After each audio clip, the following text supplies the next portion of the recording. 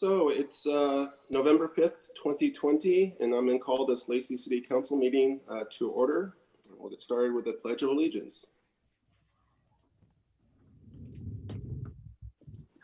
I pledge allegiance to the flag of the United States of America and to the republic for which it stands, one nation, under God, indivisible, liberty and for all.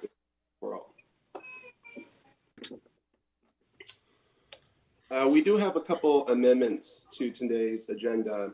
Under item 11, we're going to remove C, which is a recommendation to appoint to the work group on homelessness. And we're also going to remove item 12, number C, the CARES Act funding update. Given that, can I get a motion to approve the amended agenda along with the consent agenda? Move to approve the amended agenda and consent agenda. Second. Moved and second. Is there any discussion? Seeing none, all in favor of the motion signify by saying aye. Aye. Any opposed? The motion carries, and we have an amended agenda. And first up is our public comments on items on the agenda, and we do have someone sign up for that. And I'll turn it over to John. We'll get him online here. First person signed up is Nancy Winters. She was joining momentarily.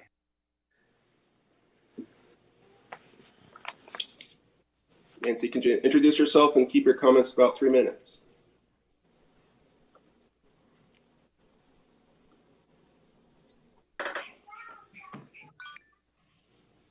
You're muted, Nancy.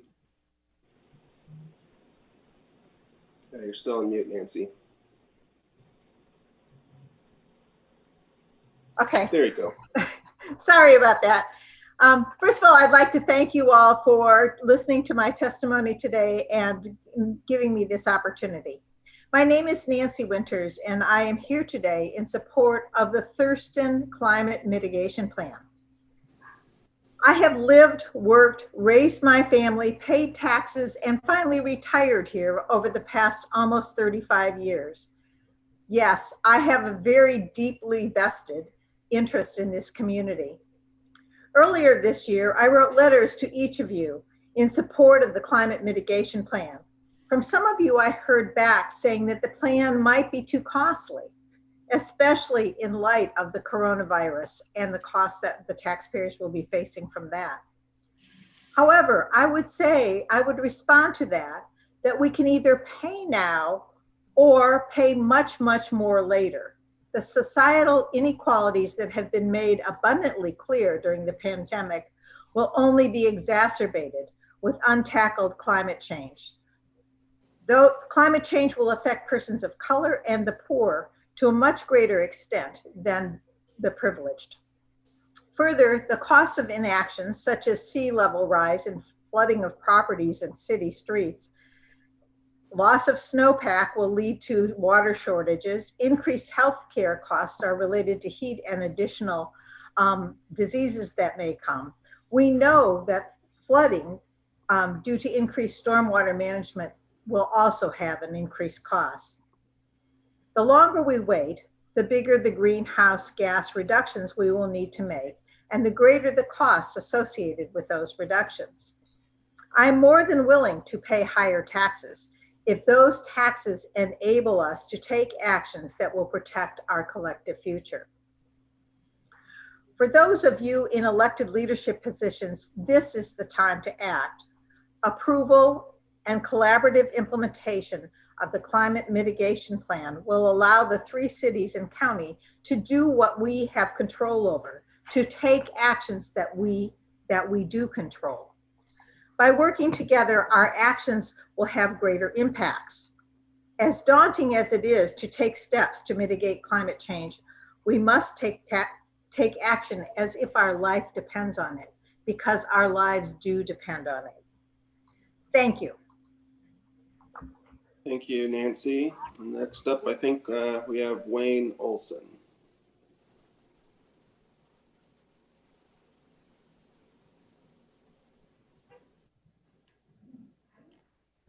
You're on mute as well, Wayne. Can you hear me now? Yep, thank you. Yep. Okay, good. Thank you. Mayor Ryder, Deputy Mayor Pratt, and council members. Thank you for the opportunity to speak about another aspect of the Thurston Climate Mitigation Plan. My name is Wayne Olson, and I was born and raised in Olympia. My great-grandfather arrived in Thurston County in 1888. He was a logger and made his living clear-cutting swaths of old-growth timber around the area. He didn't know anything about climate change. My father-in-law was a forester and lived in Olympia in the 1950s while serving as supervisor of the Olympic National Forest. He was a champion of sustainable yield, but he didn't know anything about climate change either. We all know a lot about climate change now. We now know that carbon emissions to the atmosphere from human activities are the primary cause of climate change. We now know that we must reduce our carbon emissions to near net zero by 2050 to keep our average global temperature from rising 2 degrees Celsius to assure a survivable future for our grandchildren. And we know that healthy, mature forests are one of the most effective natural ways to sequester carbon dioxide out of the atmosphere. Urban forest canopy is also especially helpful at reducing the heat island effect. The Thurston Climate Mitigation Plan includes 71 action items to reduce emissions by 85% by 2050, but it calculates that we cannot reach that goal without additional sequestration achieved by planting trees covering over 30,000 additional acres countywide. This goal is all the harder to achieve if we allow, at the same time, removal of existing trees from subdivision development, roads, or warehouses. Each acre of Douglas firs, for example, sequesters about 2.5 tons of carbon dioxide annually. So clear cutting those trees from a warehouse removes the capability to sequester carbon dioxide for, say, 50 years, or about 125 tons of carbon dioxide per acre.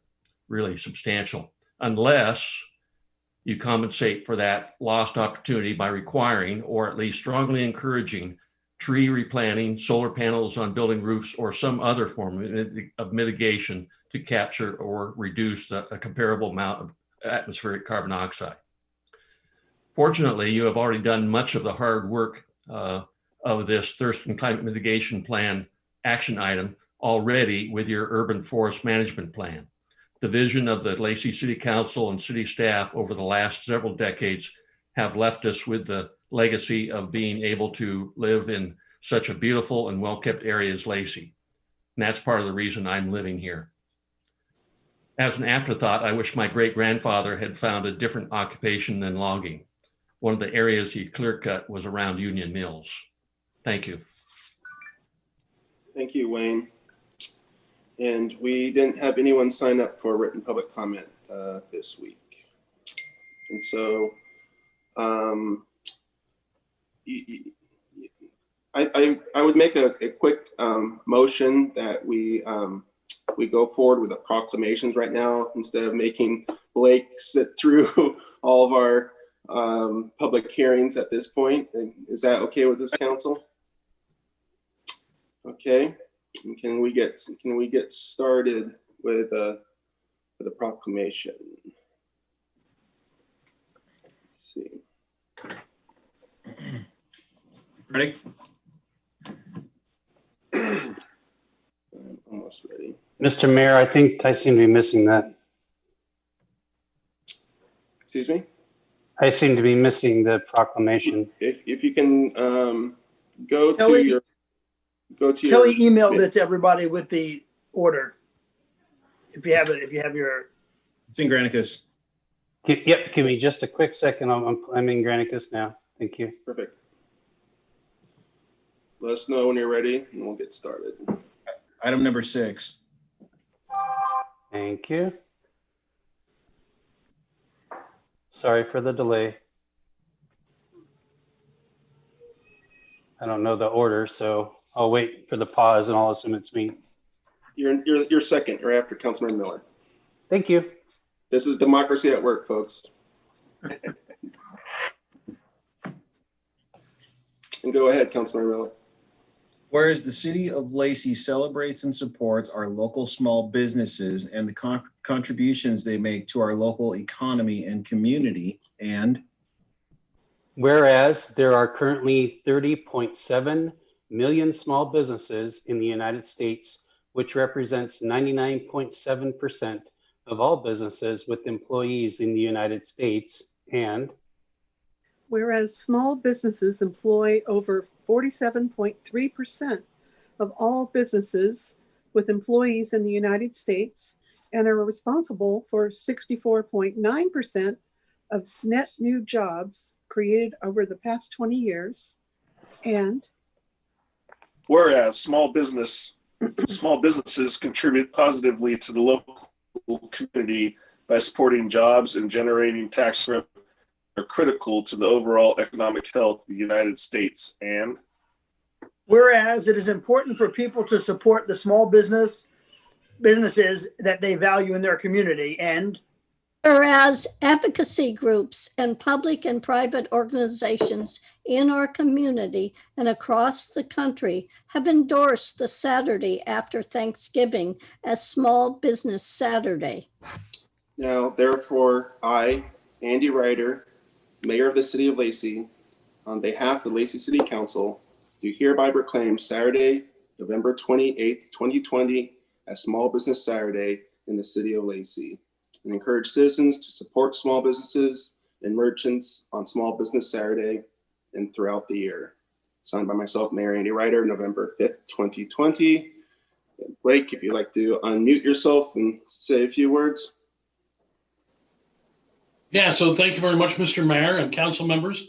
On behalf of all of the Lacey South Sound Chamber members, it is an honor for you to create this proclamation and claim Saturday, November 28th, Small Business Saturday.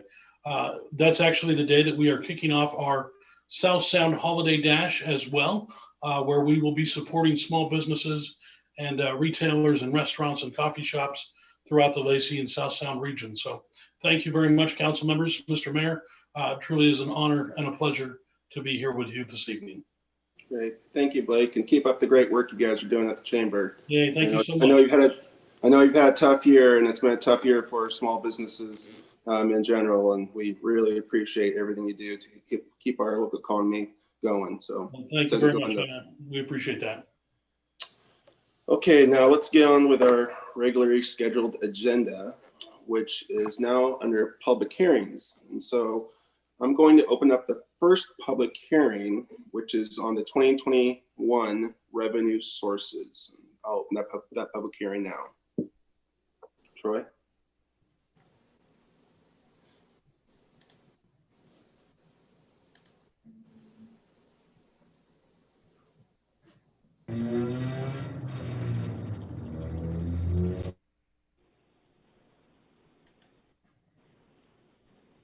Thank you, Mr. Mayor. Good evening, council. As the mayor said, this is our first public hearing. We'll have two tonight, and we'll have three total public hearings. Your next public hearing is scheduled for the 19th.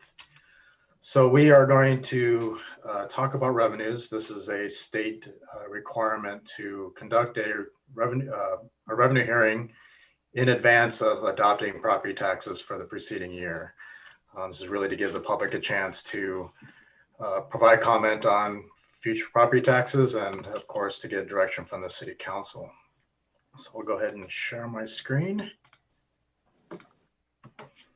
Okay. So I'll touch base on all revenue sources, but this will be focused on the general fund, and we will spend some time on property tax. As I stated, this is really the purpose of the hearing. So this table here represents the general fund's revenue sources, and you have three columns here. You have the adopted 2020 budget, the 2020 amended budget, and then what is proposed for 2021.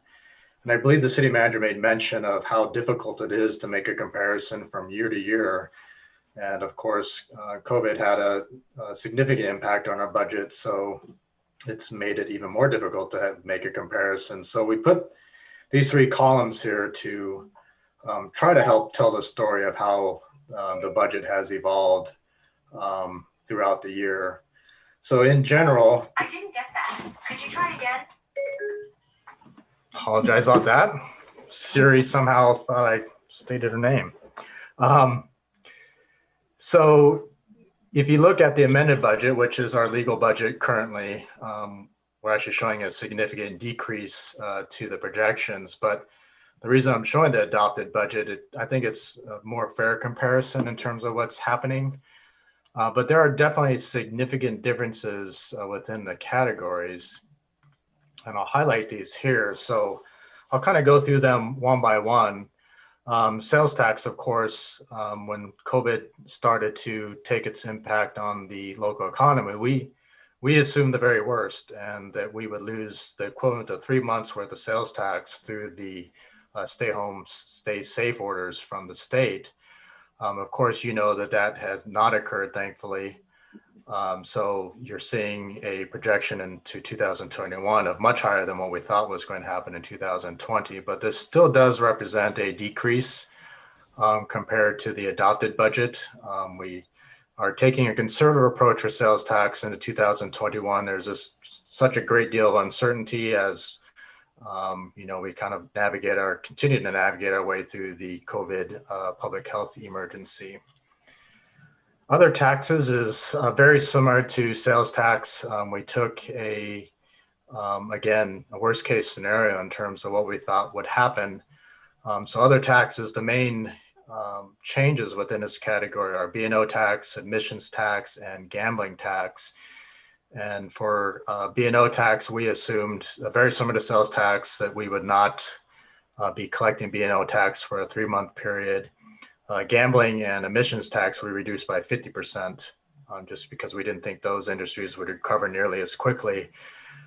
But very similar to sales tax, B&O tax is coming in much closer to what we had budgeted. Therefore, you see B&O tax coming back.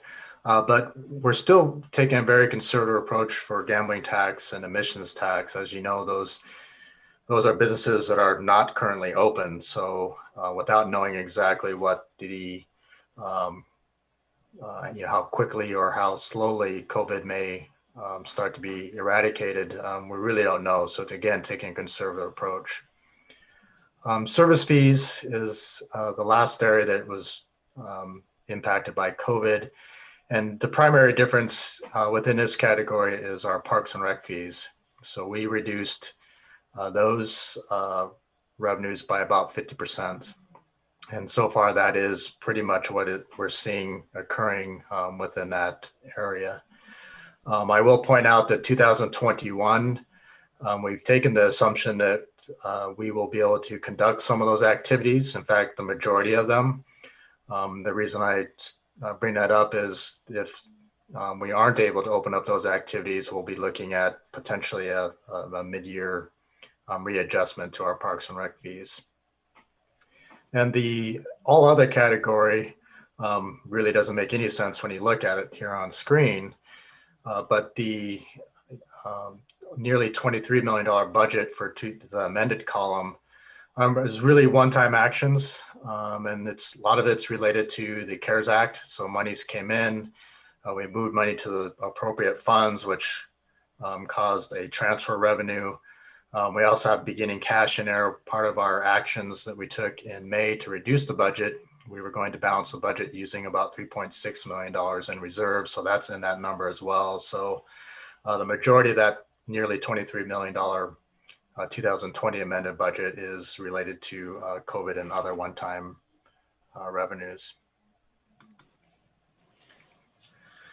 This is really just the same information in graph form. Probably for about 10 years in a row, I've made the statement about how much of our budget comes from taxes in terms of the general fund, and it's about 56% projected for 2021. This is down slightly just because of reductions to admission, gambling tax, and sales tax. If you look at permits and fees combined at 22%, this really represents the revenues that we are recouping from certain direct services that we provide. So that's primarily parks and rec and building services. So only 22% of our revenues actually are a cost recovery type of revenue. So I'll start to get into the specific categories, starting with property tax. Of course, as I mentioned, this is one of the reasons we conduct this public hearing. I will point out that the projection that you're seeing on this slide is different from the previous slide.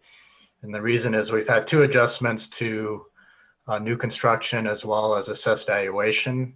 And also in this number is the 2020 refund levy of about $64,000. So that has been added to the general levy amount there. You can see at $7,588,000. So we do have a pretty significant increase in looking at the 2021 projection for property tax. And the primary reason for that is new construction. I'll get to the exact changes here. So what you have here is the beginning property tax, which is $7,145,000. And in the middle, you have the adjustments to property tax, new construction. As I said, significant increases here. We're adding about $311 million worth of new construction to the tax rolls, which is exempt from the 1% limitation. We are showing the 1% increase of $71,457. I am anticipating a discussion later on in the hearing amongst the council on that particular item, but the 2021 budget as proposed does include this 1% increase. And then here you could see the revenue levy that I just mentioned of almost $65,000, and then you get a total increase of almost $443,000 for next year's property tax. I do want to show the historic perspective of the city's property taxes. This is a 10-year snapshot of property tax. And really what this illustrates is the declining levy rate. As you know, there is an inverse relationship between the levy rate and what is happening with assessed valuation. So if assessed valuation goes up, the levy rate comes down. And we've been in an appreciation situation in terms of valuation since 2014. Of course, we do have 2012, 2013, which is really kind of the last of the Great Recession's impact on property valuation. So you can see from 2012 to 13, we had an increase. And since that time, we've had a decrease to the levy rate. So we've almost shed 50 cents per $1,000 since 2013. I would also point out that the bond levy rates, which is the fire safety and 2 separate parks bonds, those levy rates have continued to decrease as well. The same impact of increasing value is seen in this levy, but we also see the impact of the adding of new construction to the levy rate. So we're really seeing the debt burden being spread out amongst more properties and different valuation. This next slide is really just a graphical display of the previous slide, and it just further illustrates the declining levy rate as property values have increased. What I thought I would do tonight is walk through the how the levy rate is actually determined. And we do have 2 new council members that have not gone through the budget process with the city. And when I think about property taxes, this kind of goes against all logic in terms of how it's calculated. We actually do not set the rate. The rate is set by the county in the following year. So it usually happens in January the next year. So at this point, we don't actually know what the tax rate is, which seems odd, I think. And I would think that most of our citizens probably wouldn't think of it that way. So when we are establishing property tax, we're actually establishing the levy total, which is the total amount that we're going to collect. So looking at this illustration here, of course, I have rounded it down to numbers that are a little easier to follow the math. in terms of trying to educate the public on how this actually all plays out every year. So we're assuming that year one, which let's just say that's 2020, our property taxes are $1 million. And we have a total assessed value for the city of $100 million. And the way you get to the rate is you take the levy that has been established by the governing board, divided by the assessed valuation, which is divided by 1,000, which gives you your rate. In this case, it is $10. So what I want to show is a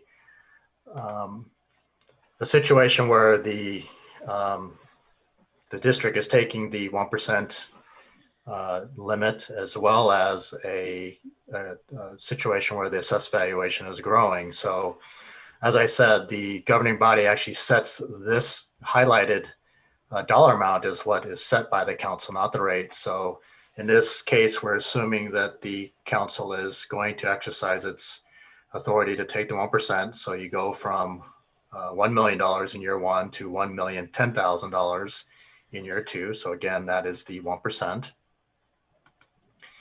And then for assessed valuation, we'll assume a 10% increase to valuation. So we'll go from 100 million to 110 million. And then the rate is calculated, like I said, it's the 1 million divided by the assessed valuation divided by 1,000, which gets us our $10.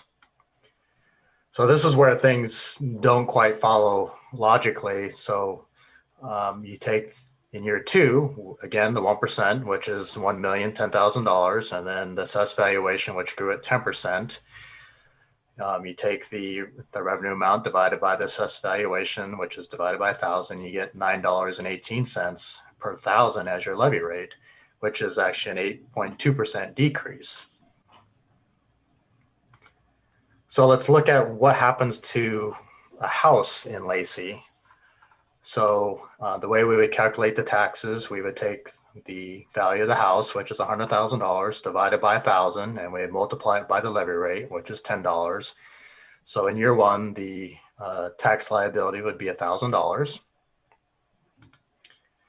Then if we fast forward to year two, so we'll do the same thing. We'll assume that the home increased by 10%. And I will make a disclaimer here that very few homes are going to increase at the exact same amount as the entire city's assessed valuation. They're going to be above or below that number, almost guaranteed. But to make the scenario simple, we'll assume that the house increased at that exact 10% amount. So the new valuation in year two would be $110,000. So we'll take that, divide it by 1,000. We'll multiply it by the levy rate of $9.18, and that comes to a tax liability of $1,010, which happens to be the 1% increase. It's not always easy to follow that, and certainly isn't easy to follow that when you look at the annual property tax bill that you receive from the county. But hopefully that helps a little bit in terms of how we establish property taxes. Again, we're setting the amount to be collected and not the rate.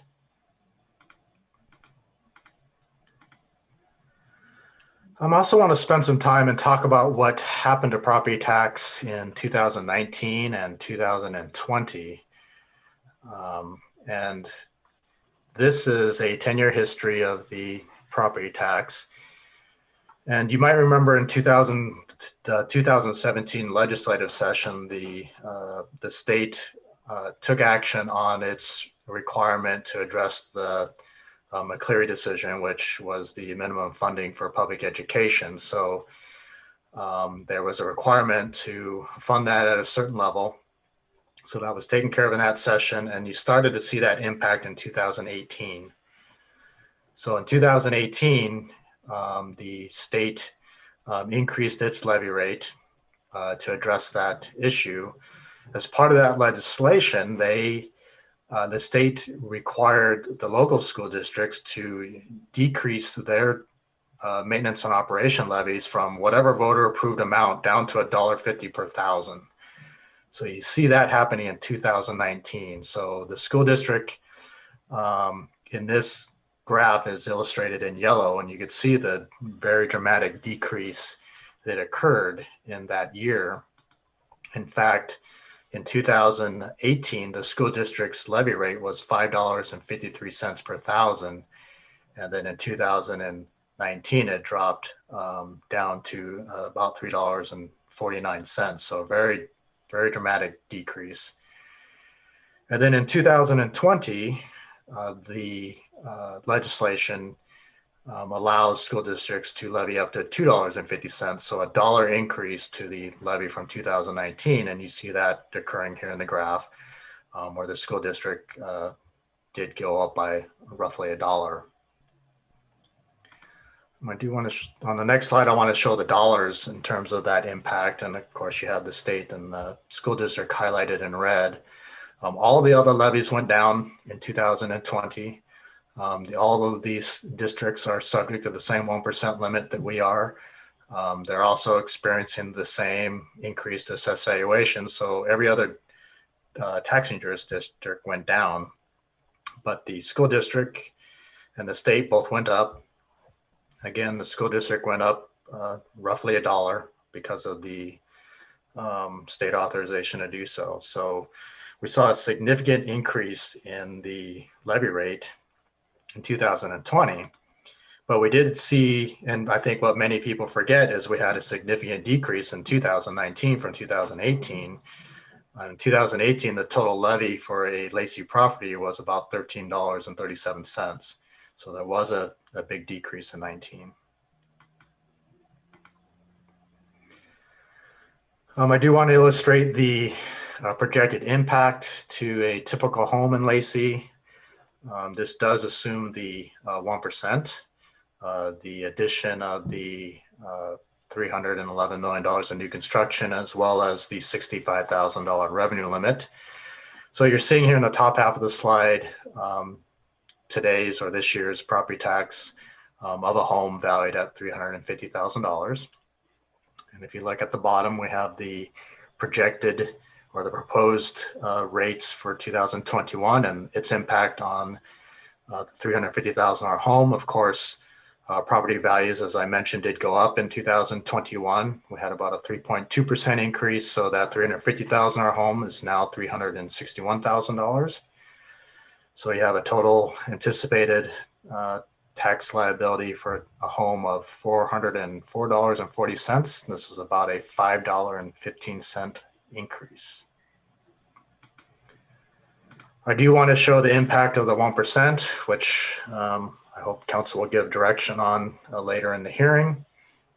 So this is really a side-by-side comparison of what is proposed in the budget versus what the projected levy will look like if the 1% is not taken by the council. So you see it's just slightly less than 1 penny per thousand. And the difference ends up being $3.29 in terms of the total annual property tax liability. So to summarize the property tax conversation, what you have here on screen is a 10-year history of a typical home in Lacey. Really two things to point out within this graph. I want to point your attention to the red line, which is the City of Lacey property tax by itself. You can see in 2011 the city levy was $343, and this year, 2020, it's $376. This is a 10-year increase of about 9.9%. So you're right at your 1% per year. In blue is total property tax. So it includes all of those taxing jurisdictions from the previous slide. And here you can really see what happened with the school district and the states addressing the McCleary decision. So in 2018, this home paid $3,719 in property tax. And due to the reduction to the local school district levy down to $1.50, you could see that there was a significant decrease down to $3,271. And then you can see the impact of the increase up to $2.50 for the school district, which ends up with a tax bill of $3,956. So to kind of prep you for the conversation that will happen later in the hearing, I do want to talk about the substantial need resolution. So state law allows a property tax increase of 1% or inflation. This year's inflation factor is 0.602%, so it is less than 1%. The state law does allow taxing jurisdictions to adjust property taxes by 1%, even if the inflation number is below 1%, if it makes a finding of substantial need, which we do by resolution form. So that will be part of your discussion and part of your consideration going forward. I will point out that the substantial need resolution requires a majority plus 1 passage. So in our case, that would be 5 affirmative votes to pass that resolution. So let's switch gears a little bit and talk about sales tax. Sales tax is our single largest source of revenue for the general fund. It's just under 25% of all revenues come from sales tax. This is just a 10-year history of what we budgeted for sales tax. In 2021, we have about a $785,000 decrease projected. Again, we're building in some conservatism into the projection, mainly because we're really not sure, where COVID is going to take us. So there's certainly more uncertainty than into our future.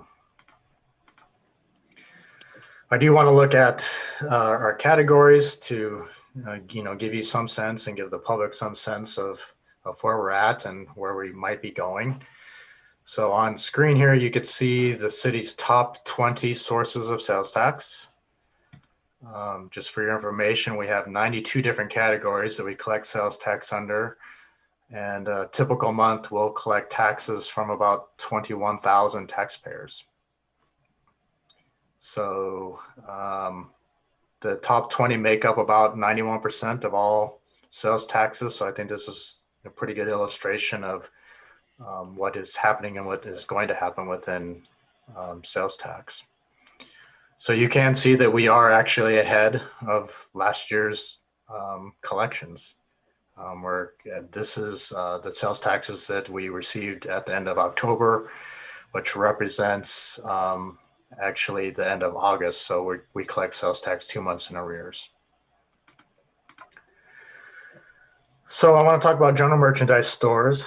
This is the city's single largest source of sales tax. We are year to date about 2.9% higher than last year. This was an interesting category to watch throughout the last 7 months. This is a category that historically has grown about 2% per year.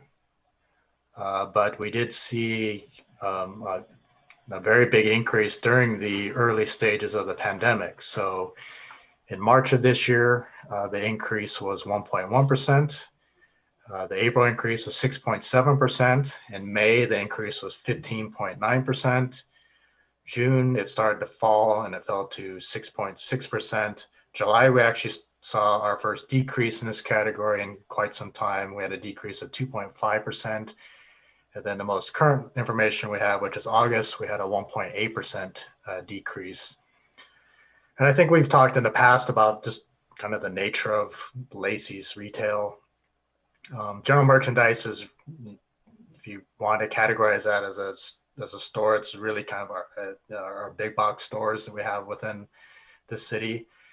Our retail base is made up of durable goods. I mean, things that aren't they're not elastic. So the good news is we don't see the big peak, the big valleys or the big drops during recessions and downturns in the economy, but we don't see the big increases either. Although we did see that in this category during the early stages of the pandemic.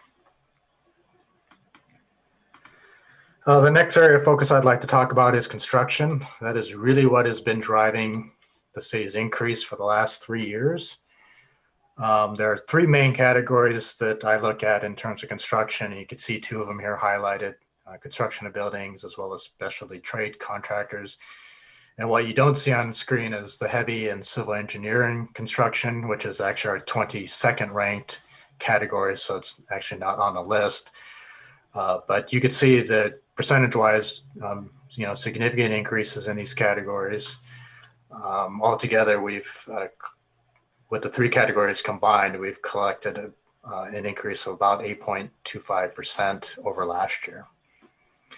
This is not considered sustainable. In fact, we are expecting a slowdown to construction starting in 2021. Probably by mid 2021, we'll see that start to come down.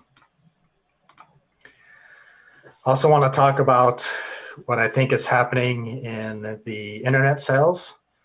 Obviously, the way many people are doing their shopping now has changed, I think, and everyone has expected that the online sales would be increasing through the public health emergency, and I think we are seeing that.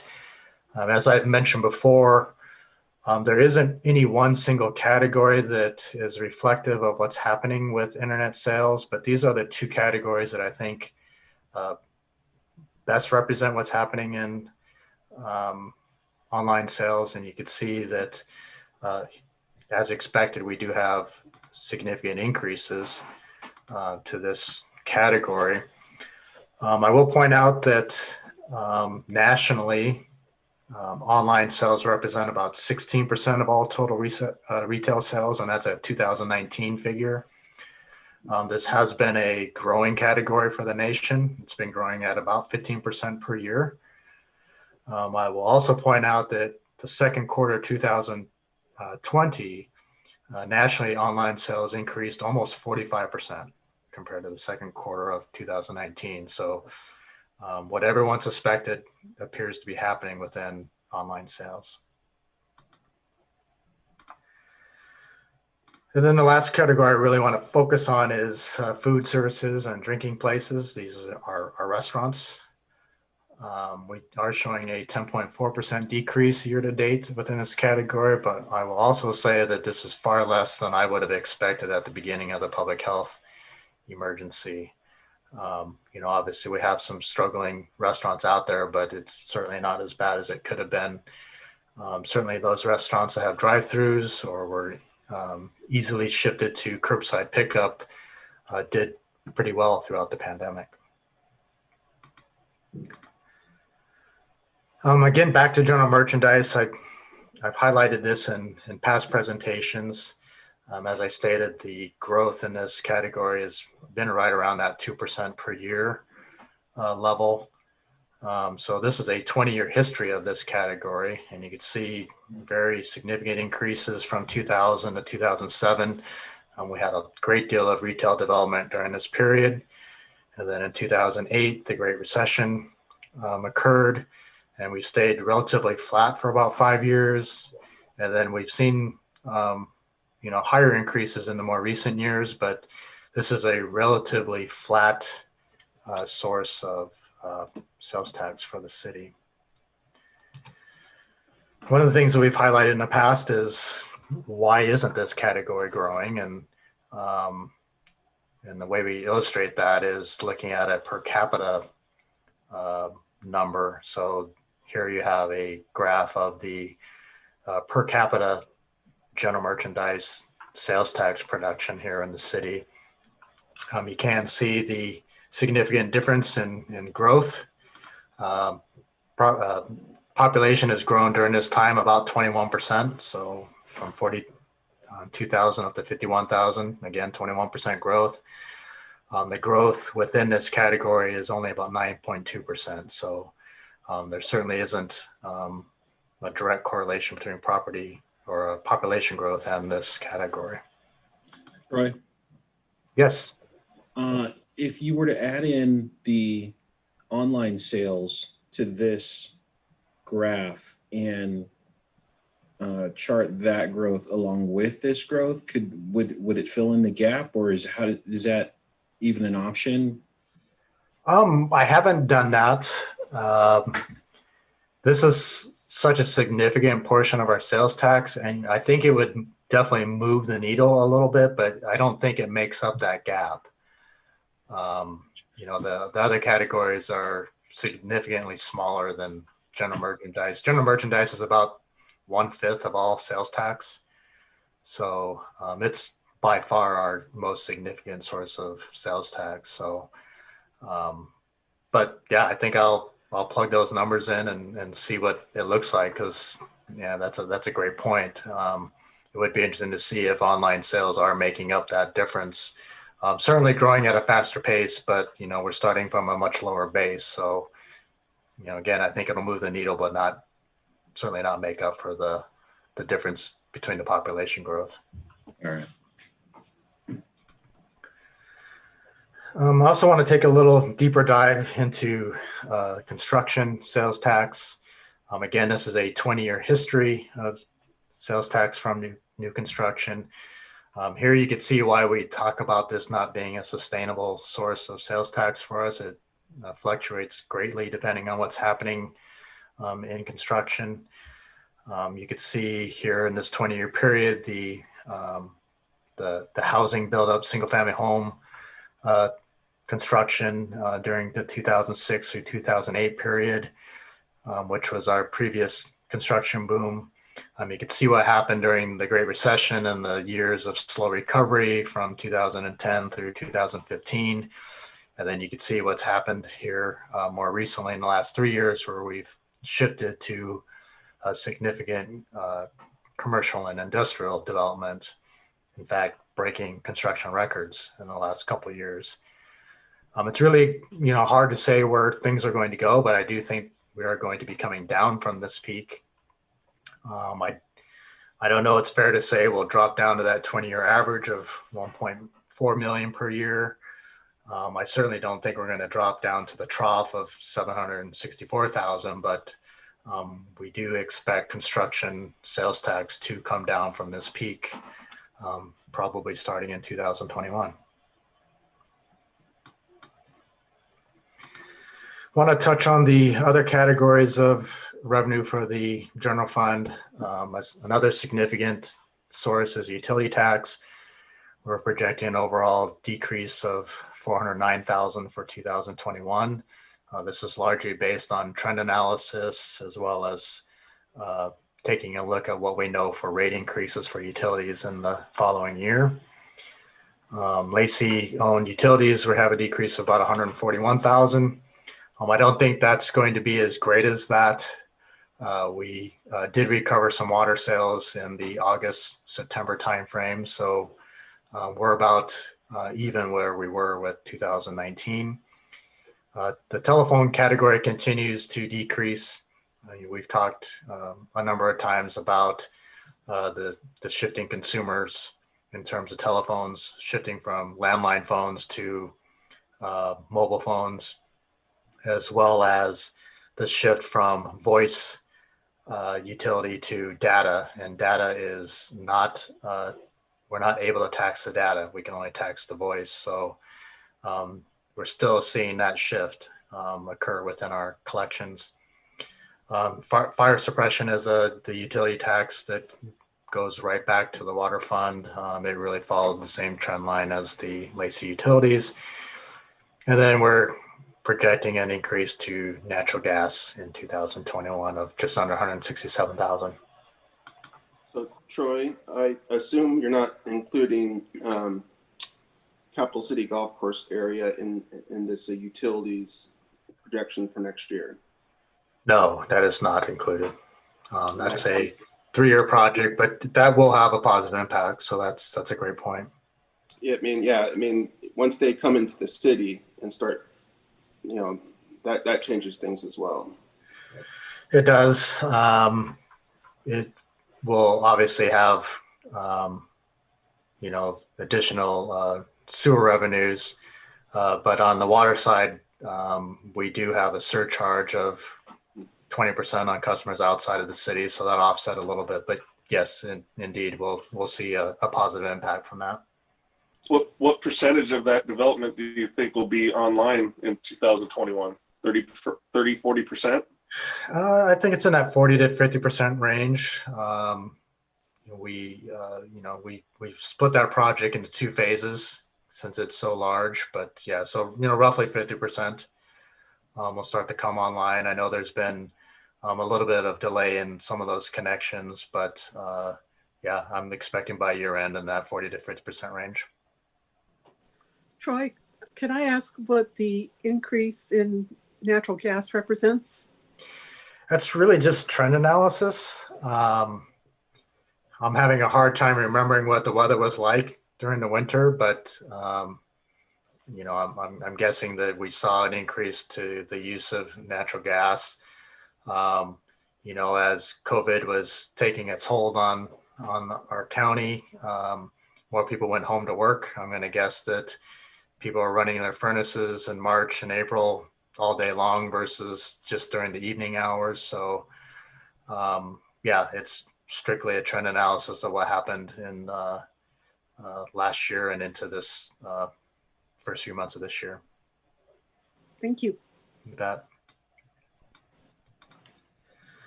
Other taxes, as I mentioned before, is B&O tax, emissions, and gambling tax. We're projecting an overall decrease of about $789,000. The business and occupation tax, B&O tax, we're really using the same trend line we do for sales tax. And as I mentioned very early in the presentation, the emission tax and gambling tax, that's roughly a 50% reduction. These are two industries right now that are not currently operating in our city. State shared revenues, very slight increases to these areas. These are distributed from the state to the city on a per capita basis. These are capped at a 2011 level. So the only reason these would go up is population growth only. And Lacey is growing faster than the average city in the state. So we are gaining a little bit in state shared revenues. I also mentioned state shared revenues just because, we're anticipating a difficult budget development for the state. I've been hearing, the deficit in the next biennium might be as high as $2 billion. And every time the state begins to have budget challenges, we always wonder how that might affect state shared revenues. Service fees. This is a pretty broad category, but the main areas that we collect here are parks and rec fees. As I said, we took a pretty significant decrease in 2020, obviously due to the stay home, stay healthy orders. So we have a decrease projected in parks or in recreation fees. We also have interfund charges that are within this category. Some are up, some are down. It really just depends on the activity, primarily the design activity that happens within our utilities and our transportation funds. So the more capital projects we have, the more design and construction administration costs we have. We are projecting increase to plan check fees. This is really just a trend analysis and matching with what we've seen in the past.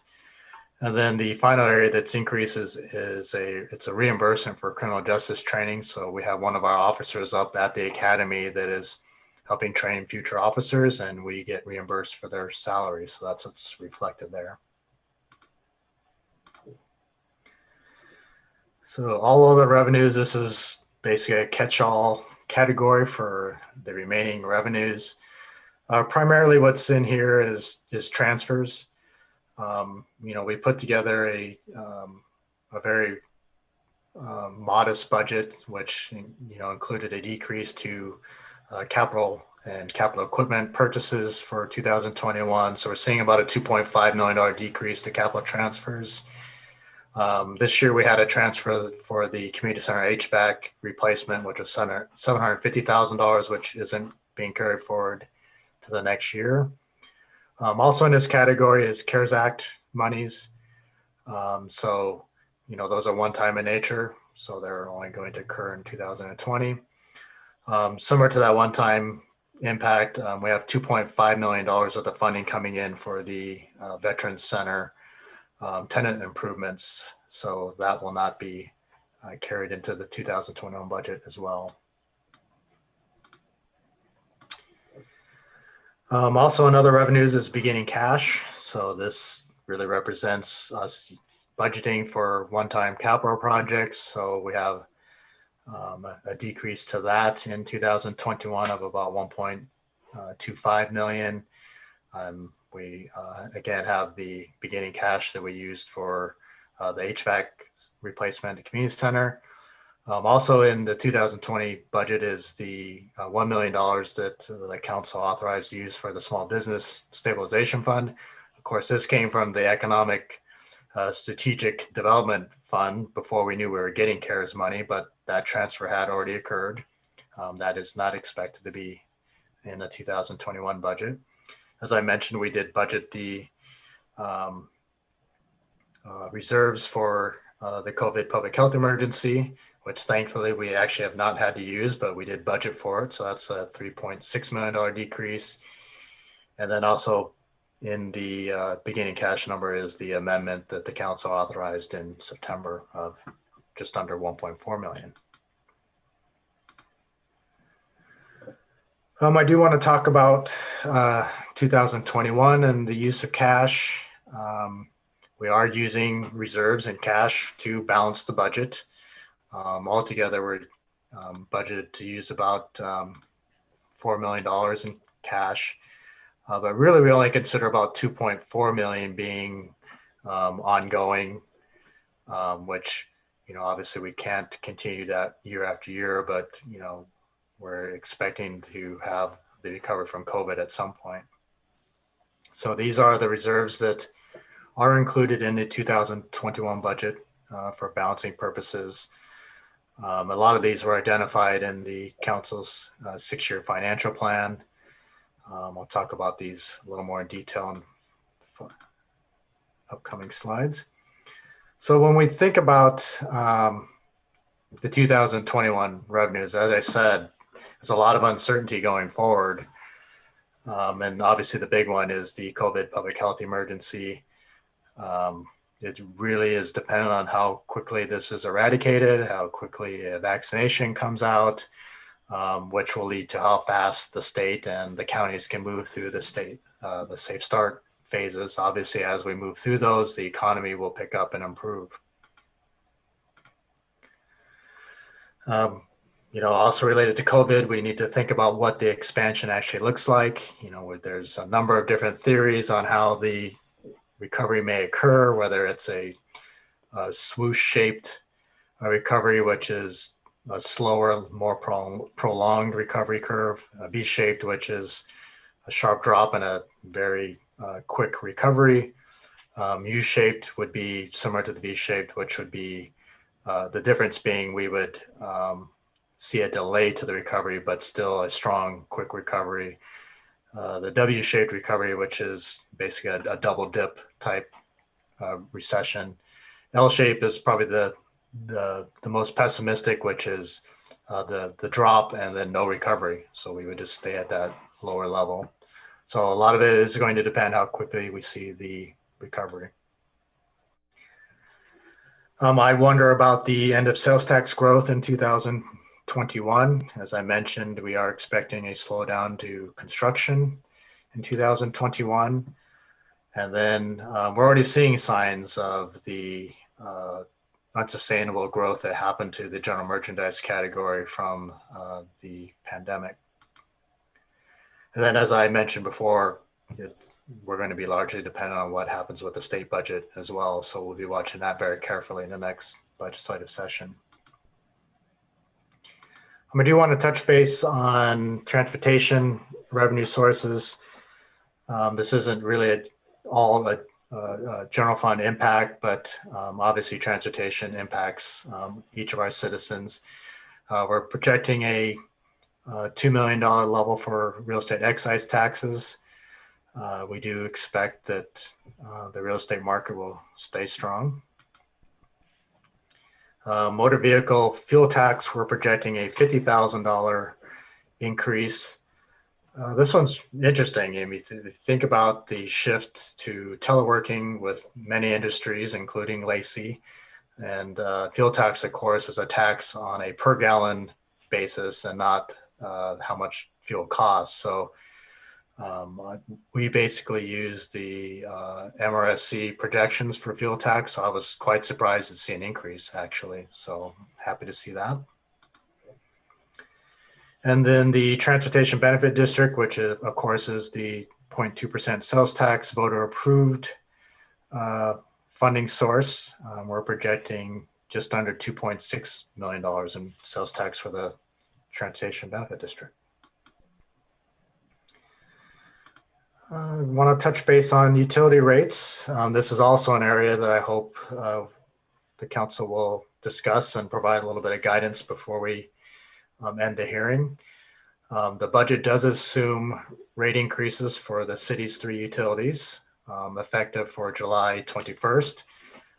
We wanted to provide some COVID relief, but also maintain the financial strength of the utilities. So for water, we're proposing a 3% increase, which is a inflationary increase, and that increase would be equal to $1.04 per month for the average residential account.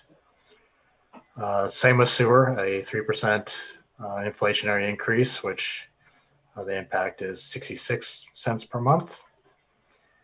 Stormwater, we're proposing a 4.5% increase. And the reason we're projecting that is because we do have a completed stormwater comp plan, which includes a financial chapter, which includes a multi-year rate schedule. And that schedule does call for a 4.5% increase for 2021, and that's equal to 53 cents. And then LOT, which is actually not a city function, but we do collect the revenues for LOT, and the board has approved a $1.23 increase per month for residential accounts, and that will go into effect on January 1st of 2021.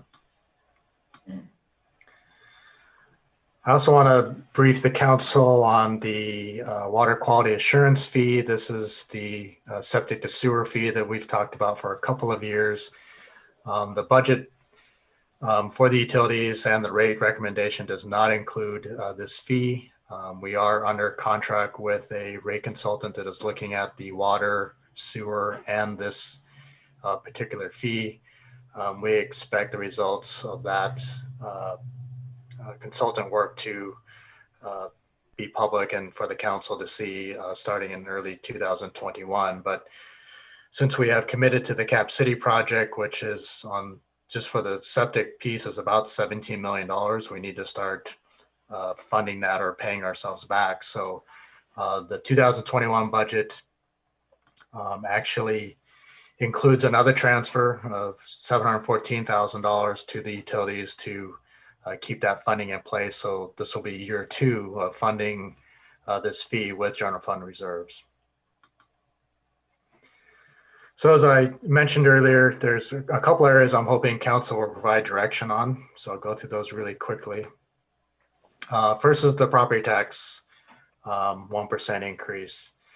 I see 3 scenarios, or I think there's 3 easy scenarios for the council to consider. Of course, there's every combination in between, but the first is what's in the budget, which is a 1% increase. As I mentioned, that would require a supermajority support from the council in terms of establishing a substantial need. So that would require that and the property tax ordinance. Another option is to follow the strict state statute and increase property tax by the inflationary rate, which for this year is about 0.6%.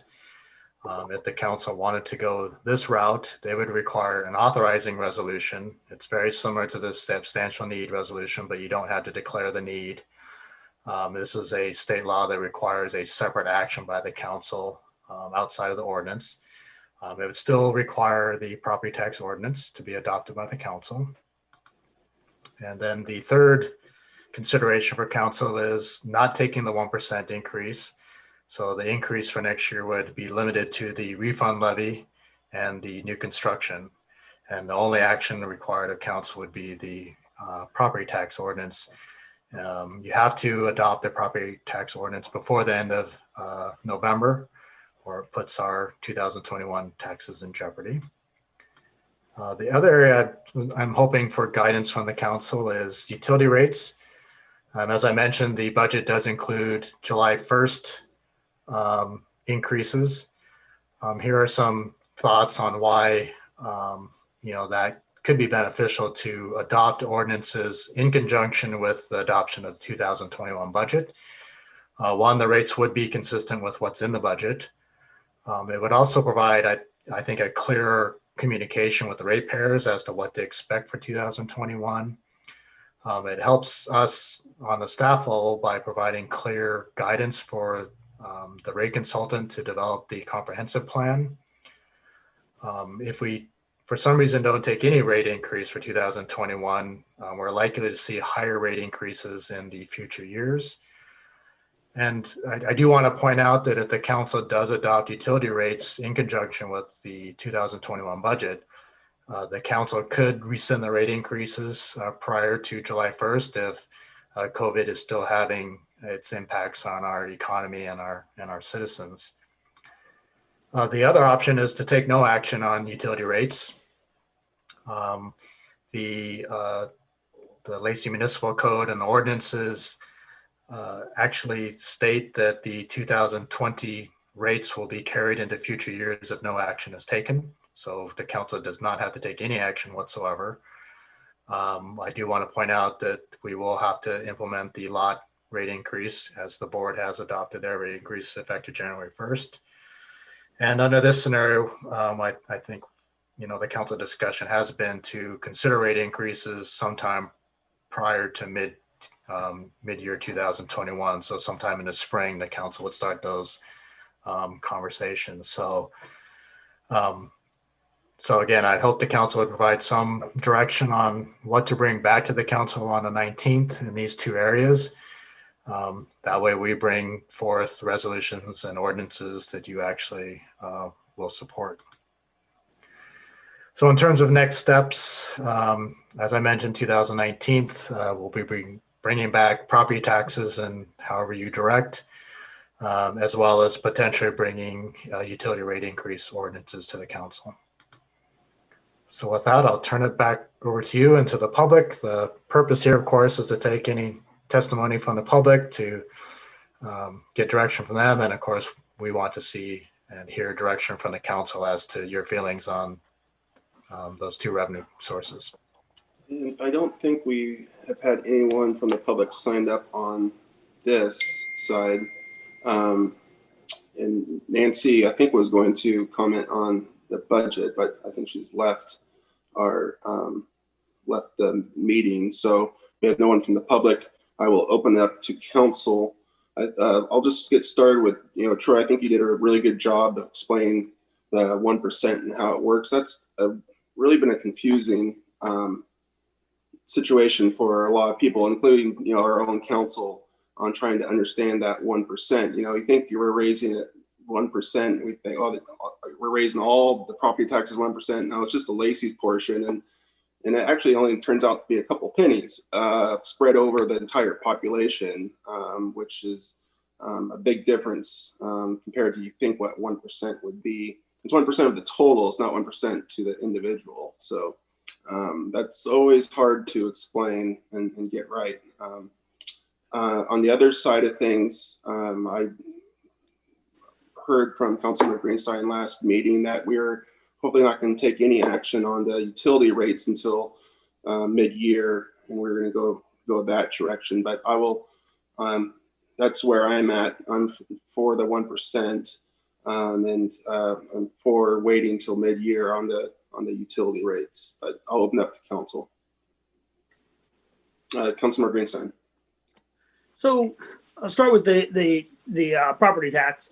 I can't support the substantial needs, because there's whatever that exact terminology is, but I don't see that we have the substantial need. We are in a good financial position. We have adequate reserves. So there's no way I could support a resolution for a substantial need. That's where I stand on that one. And on the other one, as I said last time, and I agree with the mayor, that I would prefer that we take no action and wait until the mid-year to look at where we are on the utilities. What about the rest of the council? Deputy Mayor? I'm comfortable with that 1% substantial need. It doesn't really hardly increase anything to each individual property owner that much. And I just, if we don't take it, it does eventually increase the issue farther along, is what I'm concerned about. Yeah, it's always the compounding, Yes. 10 years from now, not taking it, a couple pennies now compared to, later. So, Councilmember Stedman. All right. We can learn a lot from what Yelm went through with not implementing this for what was a 10-year period, and they'll never recover that. Having said that, I'm lukewarm to the idea of the second option, maybe 60 cents or without the whole dollar. But I'm just putting that on the table. What's really bothering me is I've had a couple friends move into town from Germany and from Georgia just recently, and they literally got their water bills by using a 1 gallon and 1.9 gallons, but their water bill was $100, and the most of that was the lot fee. And we're looking at tacking on another $1 something of lot fee. I mean, at some point, when you have $100 bill and you only use less than 2 gallons of water, that's very concerning. I would much rather, and I don't understand it, like you do, Deputy Mayor, but I would much rather try to alleviate some of that as compared to, and then maybe do the substantial need instead. But that's something I'm struggling with, and I put it on the table for discussion. Okay, let me go around. Councilmember Cox. I'm leaning toward the full 1% for the reasons that have already been stated, that it's just the further behind you get, the harder it is to fill that hole. And I am comfortable with waiting till mid-year on the utility. I'm sorry, Troy, I know that makes your job a little harder. But, and Troy, I don't know if you have those numbers in your head, but I think a year or two ago, you did a slide that showed what happens in 10 years when you forgo that 1%. Yeah, it was, I think the 10-year period was roughly 400,000. I mean, because what happens is it compounds. So if you don't collect the 71,000 year one, next year you lose another, plus the 1%, you end up slightly more than that, but that's a total of 150,000 that wasn't collected, then 225, and then so on and so on. I will point out that the council, any increase that you forego, any legal increase that you forego becomes banked capacity.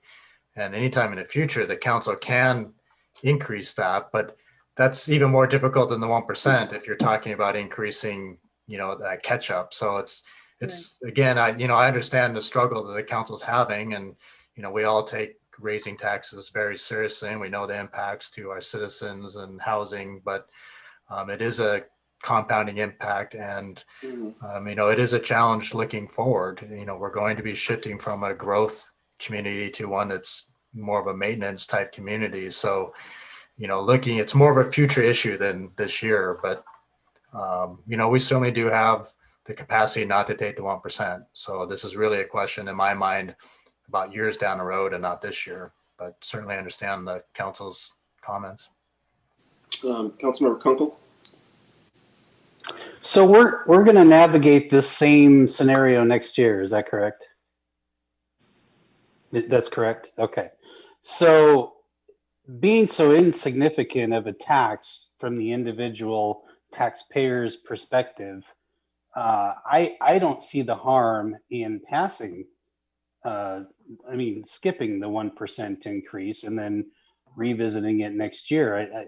I don't see why that would be such a difficult issue for this council to support. So are you suggesting that we would take the full 2% next year and would skip the 1% this year? No, just we would skip the 1% this year. Mm-hmm. But I think that's what Troy is trying to explain. It's not the 1% this year that affects us. It's the 1% we didn't take this year, 10 years from now, at 400 and something thousand that affects us. But Councilmember Miller, can you unmute yourself?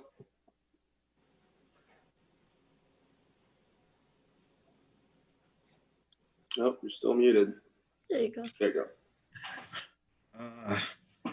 It was a good presentation. I liked it. It painted kind of a gruesome picture, and I see that our retail has some of our increases have been because of COVID. It seems as if people are spending a little more of their disposable income in the community as they are working at home, and they're not spending their disposable income in the community that they're working at. And since they're living and working here now, we're getting a benefit from that. And maybe that's why, we're going to see a little bit more in fuel tax. I'm not sure. I do realize that we need to diversify the kind of revenue that we're bringing in and generating, because like Troy said, there's a couple unsustainable models out there that we lightly lean on. And I've seen things work in other communities that I think could work here. I honestly think we could bring some new revenue. I didn't think a water park was going to work in the middle of the state of Washington. If you told me that was going to be a success story, I would have told you don't know what you're talking about, because I've lived here my whole life. But it's never empty. I honestly didn't believe that a trampoline park would work in Tumwater, but they pull down significant amounts, and we have yet to jump on that train and make some of those things happen here in our own city, because obviously the citizens here have some disposable income to spend, and they would probably rather spend it here than drive 50 miles away to do it. The 1% is, an interesting prospect. I don't see that we have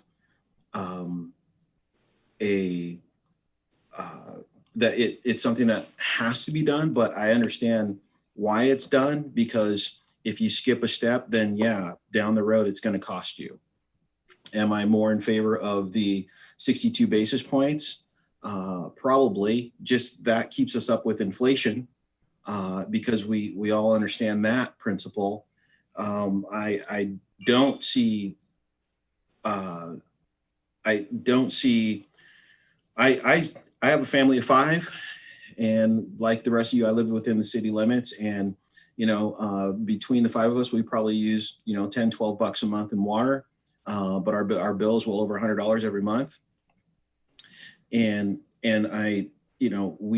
half of it goes to lot, I believe, somewhere in that ballpark. And I don't know how to justify, telling, everybody that, you've got to pay more for water when you're barely using water. That one's a hard one for me, because I enjoy the benefits of being on city water and city sewer. I've just never paid this much for it. That's all. I need to know some clear direction on the 1% before we go any further. Can I get a sort of raise of hands on who's going to support the 1% at this point? Yeah, I think I'm going to support it, because if we don't. Well, I need to know, Mike. All right. I try to support the second option of the 61 cents, I believe it was, on the dollar. But I would support it to get consensus if there's not consensus on that. We need 5 out of 7. Yeah. When we measured out the 1%, I believe it came out to 27.5 cents. 3 cents. Yeah, It was it's such a small amount. Councilmember Greenstein, I'll go back to you. It's not about the amount of money on this for me. It's about the substantial need. We're going to pass an ordinance. We're going to pass a resolution that says we have a substantial need for that money that we don't have a substantial need for. So that's problematic for me. And that's why I can't support the substantial need resolution. I understand the compounding effect, but the reality is Yelm got into problems with it because they didn't do it for multiple years. We're talking about a single year. I've never this is my 9th year on council. I've supported the 1% the first 8 years.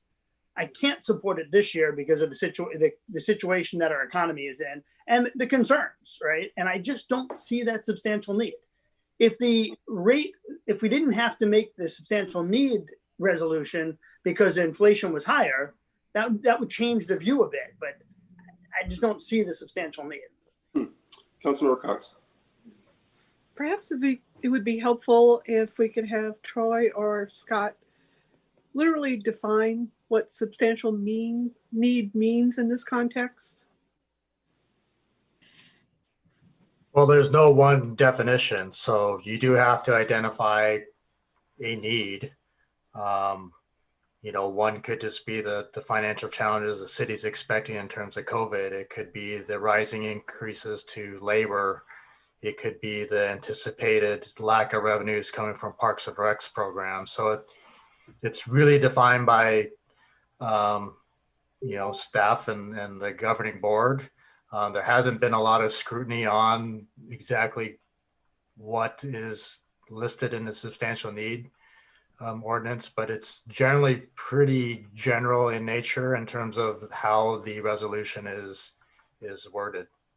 Can I square something away real quick? I was under the impression that that we were going to use these potential funds for maybe one more full-time employee.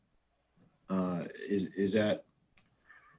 I don't know. I'm not sure how I got there, but there's a bunch of things in our budget for next year, but I don't think we dedicate any sort of our general funds or property tax funds to any one specific thing.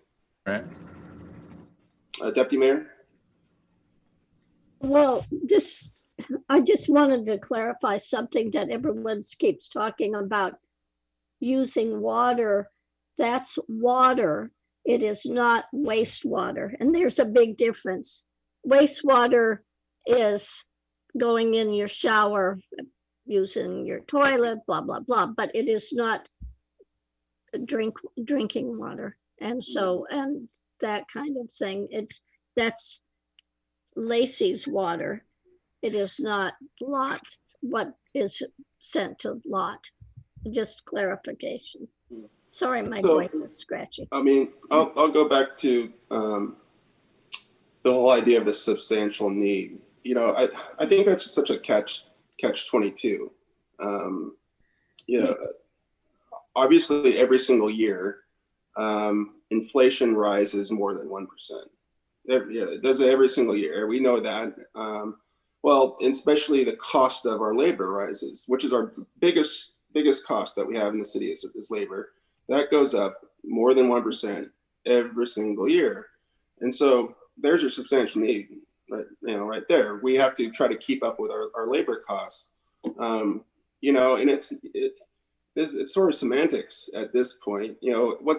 What's three, we're not going to do this based on a couple pennies now that turns into $400,000 10 years from now because of the principle of not agreeing with substantial need. That I have a hard time with that, and it's trying to explain this 10 years from now to that council. Said sorry, we saved you a couple pennies back in 2021, but now we're hurting. So anyway, I'll give it back to you, Lenny. We can go back on this forth all day. Only because you got to be a little more clear. It's not $450,000 10 years from now. It's $450,000 over the 10-year period. It's not a $450,000 hit to the budget 10 years from now. There's a huge difference. I mean, do the math. That's $45,000 a year over 10 years. Actually grow, it's smaller and gets bigger. But that's a very different scenario than hitting the budget 10 years from now with 450 grand. 45,000 a year is not a significant hit to the budget. I mean, let's be reasonable about it. Okay. I just want to make it so it's fair and people understand what we're talking about. We're not actually passing on a $450,000 hit. No, that's the unrealized dollars. Right. Over a 10-year period. Over a 10-year period. So I need a, where are you at on this, Mike? Are you a yay or nay? So for me, it's not all or nothing. It's only 1 year. So that's why I'm thinking, if out of all the years, we can do the 60 something cents, just this one time, a little bit of savings, at least, and not do the full substantial need, but not do the nothing at all either. We kind of get a little bit above this, 60 cents on the dollar, and everybody gets a little win, and it's a compromise. That's where I'm at. I'd like to do something cent compromise and be done with it. 1 year only. Mike, if that's where you're at, then you're the. Well, I don't know if there's support for that. I won't support getting rid of the whole dollar. That's not good. But it doesn't have to be the whole 45 or 60 something thousand. It could be, whatever that revenue. So Troy, next meeting, can you please prepare one for what I'm hearing is the 1% and one for the 67 cents, and we'll make a decision at that time. Is that fair for the council? Because that's where it sounds like we're at. I would also like some kind of a graph to show what that means. What in dollars. Yep. Sounds good. And then sorry for that. No, that's fine. The next up is for the utility rates. Where are we at on that? For me, it's infrastructure and all those monies go into future projects. We're building a big old reservoir. God forbid we ever have a well get shut down for whatever reason. All these projects cost multi-millions, so I'm good with just the rate increase. In June, what about the rest of the council? Where's the rest of the council at for either put it in the budget now or waiting till June to read this to discuss it? Councilmember Kunkel? Yeah, I'm going to wait until June. That's my thought on this. We already pay exorbitant amounts in utility fees, and given the situation with COVID and if and when we're going to see, things get back to normal, we're having an effect on a lot of citizens here. And so that's my take on it, is I would prefer to wait until June and consider either keeping the rates the same or raising them then. That's where I'm at. I know where you're at, Lenny. What about you, Deputy Mayor? I'm fine with waiting, but I don't know if I would in June say not to raise them. I would be really expecting to raise them in June, even though it will probably hit them a little bit harder to make up the difference. Okay, well, I think that's enough from what I can tell, from what I've heard, that gives you direction on that. Troy? That's great. Thank you. I appreciate the conversation. Then we are now going to end this public hearing on the revenue sources. And now I'm going to open up the public hearing on the budget hearing, on the budget. Thank you again, Mr. Mayor. Let me get my presentation started. So this is your second hearing of 3. This will be on the just in the budget in general.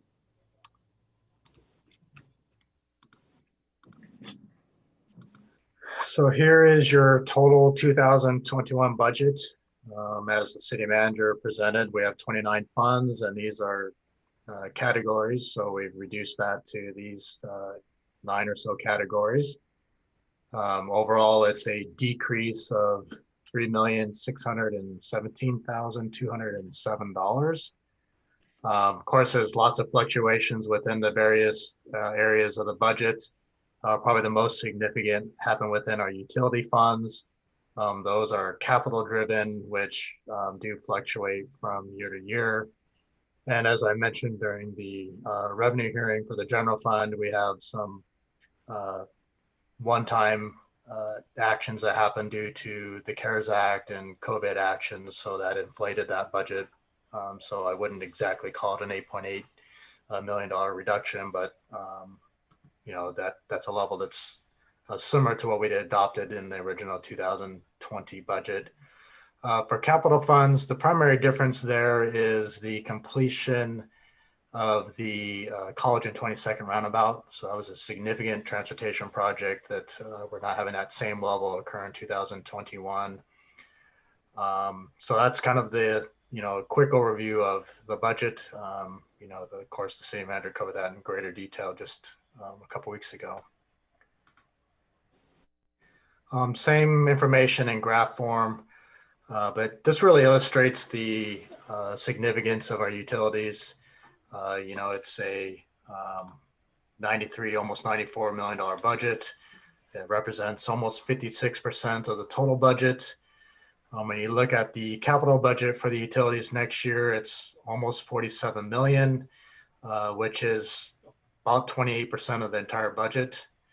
I'll also point out that, you know, we did talk about LOT and during the last hearing, the collections of revenue for LOT are projected to be about $12.8 million next year, which is about 13.7% of all of the utilities budgets combined. I do want to point out that capital projects at 15.4 million, it's about 9% of the budget.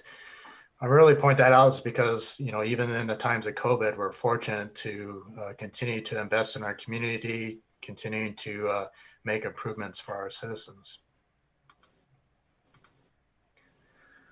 So I do want to focus on the general fund and its expenditures.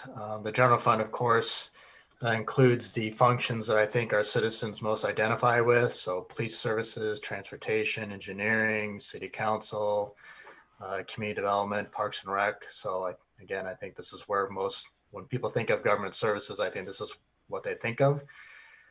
So we have an $8.8 million decrease. So a total general fund budget of $51,670,213. This is a decrease of about 14.6%. Just to highlight some of the major variances within these areas. The first is social services. We're seeing a $2.9 million decrease, or about 80%. This really relates to the improvements that are being made to the Veteran Services Hub. So we have about $2.5 million within this budget that is not being carried forward to 2021. The police budget, we're showing a 10% increase, or about 1.26 million. A lot of this is labor, so a little over half, but the reason we're seeing that significant increase in labor is because we did reduce the 2020 budget by about $450,000 in police labor. That was a COVID-19 reduction.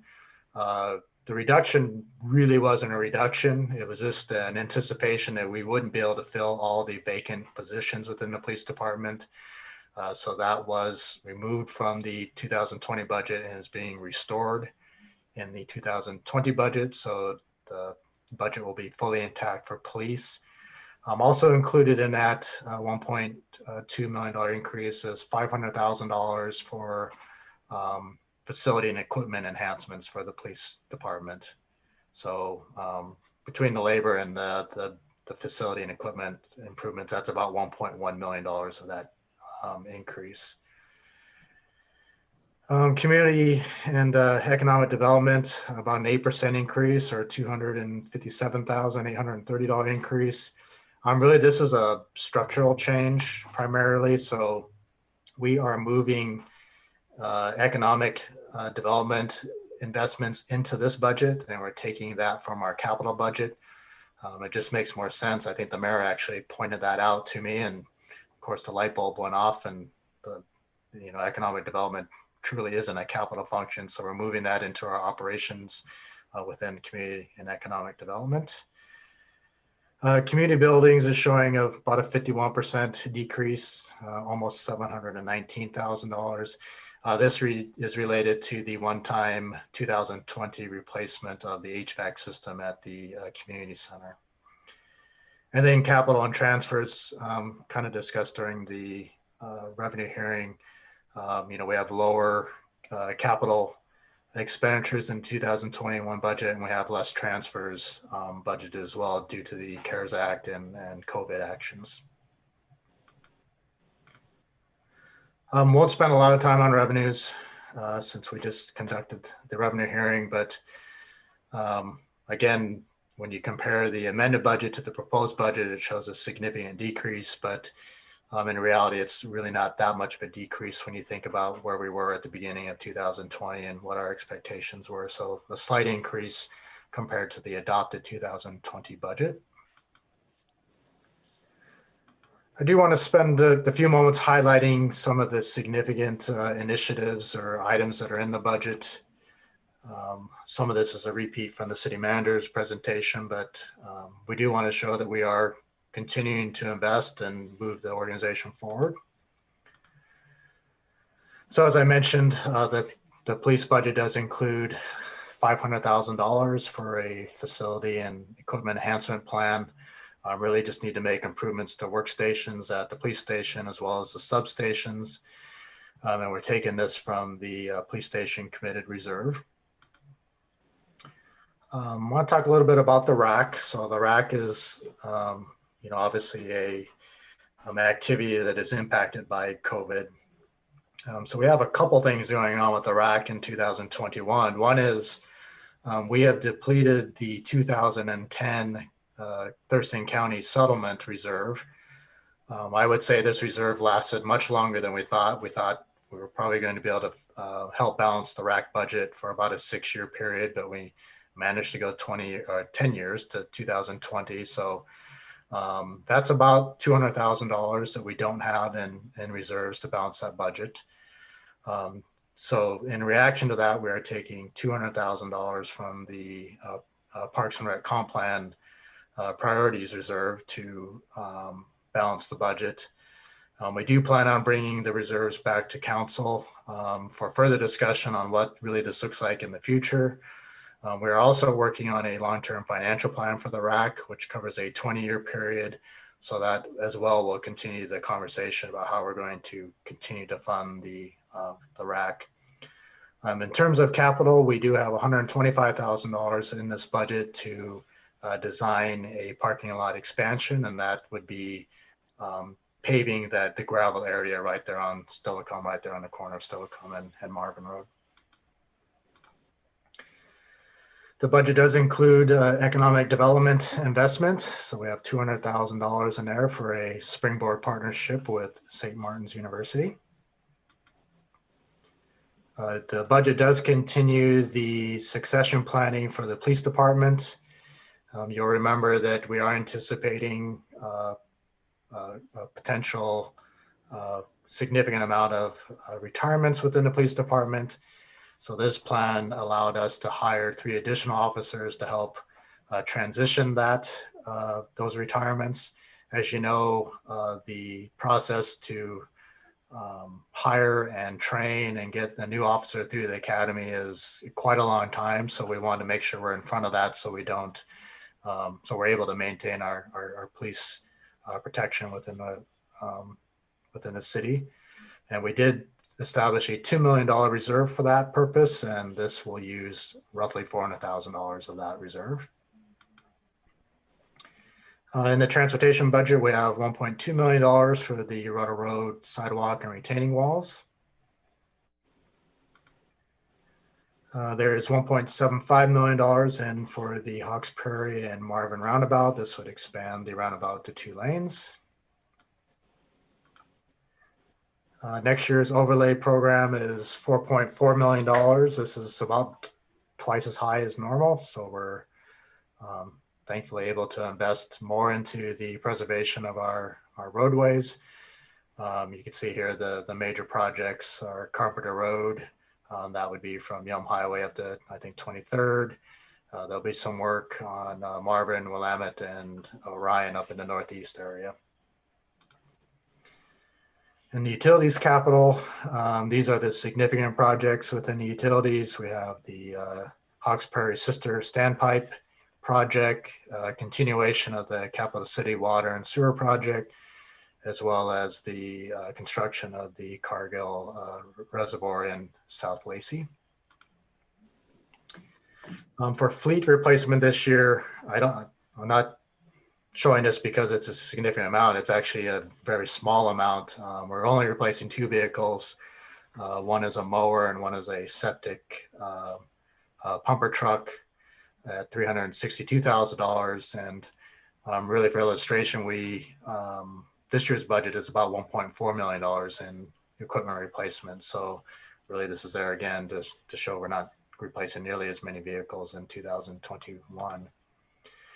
And then there's a whole series of minor budget structural changes. One that I mentioned earlier, which is moving the economic development from capital into our operations budget. So like I said, there's a list of those, just kind of accounting changes and just, improving the structure of the budget. I do want to point out what we have in the budget for social services and homelessness. The homelessness budget looks very similar to what it did this year. So we have, excuse me, $100,000 for shelter resources. Of course, the ongoing conversations within the region, I expect we're going to potentially amend the budget for shelter resources, but this is our starting point for 2021. We're going to continue to contract for our social navigator at $103,000. We do have a contract for encampment cleanup of $50,000, and then we have veteran coordinated entry at $55,000. We do have a holding place for the affordable and supportive housing sales tax within the budget. That's $110,374, and that's looking like the Genesis house will be the project. We do continue our social services support. This is 0.5% of our sales tax goes to what will now be the Regional Housing Council. This was formerly Health and Human Services Council, so we're continuing that support in 2021. And then we have $50,000 in the budget for cold weather sheltering for the winter. We do have a shortfall projected in the budget, so I want to talk about how we're balancing that. And we're really using the 6-year strategic financial plan toolbox, as we've called it in the past. Much of that is reserves. We are using these 6 different reserves for the balancing of the budget. Really, it's about a $2.4 million cumulative shortfall that we're balancing for next year. And then also, this really isn't a reduction of budget since the council already authorized that reduction with a budget amendment back in May in terms of our COVID action, but we did remove about $434,000 from our capital budget. We use these line items for a couple of reasons. We use them for emergency replacements or repairs, but this also funded future capital. So this, in a way, was a funding of reserves going forward. But obviously, we need to put a priority on maintaining city services going forward. I do want to point out a few changes to the proposed budget. They weren't reflected in those numbers, but I do want to suggest that council consider these. The first is the refund levy that we mentioned during the revenue hearing. That's nearly $65,000. So refund levy is, these are refunds that were granted by the county throughout the 2020 calendar year. Well, actually it's September or October 1st, 2019 through August of 20. And so these are any adjustments that were made to property taxes. We get to carry those forward because the levy was already adopted, including the refund amount. And since those weren't collected, we do get to carry those forward. There's also very slight adjustments to the new construction credit, so we would recommend the council accept those. At your discussion after the city manager's budget presentation, I heard from the council you wanted to add 60,000 back to the budget for the neighborhood grant program. We received late notice that the city's allocation for the operation of the Amtrak station is going up $7,785. So we would suggest that we include that in the budget. And then we'll have actually a decrease to the budget, an accounting change to how we're handling or related to our vehicle and equipment replacements. So again, that will be a reduction to the budget, but we would suggest that the council accept these changes going forward in the budget. So again, for those at home, I do want to remind the public of the next public process. So we'll have our final budget hearing on the 19th. We'll bring back the property tax resolutions and ordinances, 2 options for the council, as we heard. We could strike the utility rate ordinances from the November 19th meeting. And then you are scheduled to consider budget adoption for 2021 on December 3rd. So in summary, I think we're very fortunate as to where we're at financially going into 2021. Again, I think there's a lot of uncertainty as we look forward, but this is a budget that continues to serve the community at a level that I think they've come to expect. So this budget is still one to be proud of. It's still planning for the future. We're still moving the organization forward. We're still making investments in the community and making those improvements. So I'm very proud and feel fortunate to be presenting this budget to the City Council. So the purpose of tonight's hearing is to accept any public comments and to receive any direction from the City Council to any changes they would like to see within the proposed 2020 budget. So I will turn it back to the council and the public, if any. Yes, I'm just looking at the attendees list and I still don't see anyone from the public that's listed to sign up. So I'll turn it over to council. That's a great presentation. I don't have any questions. I think that covered all of our pre-budget workshop talk and looks good to go. Great job, Troy. Yeah. And thumbs up, everyone. Nobody does it like Troy does. You really do a good job. Then I'm gonna, without objection, I'm gonna close this 2021 budget hearing. And now we'll get on to the rest of our agenda. And the next one is under resolutions, the small works and consultant roster resolution. Aubrey.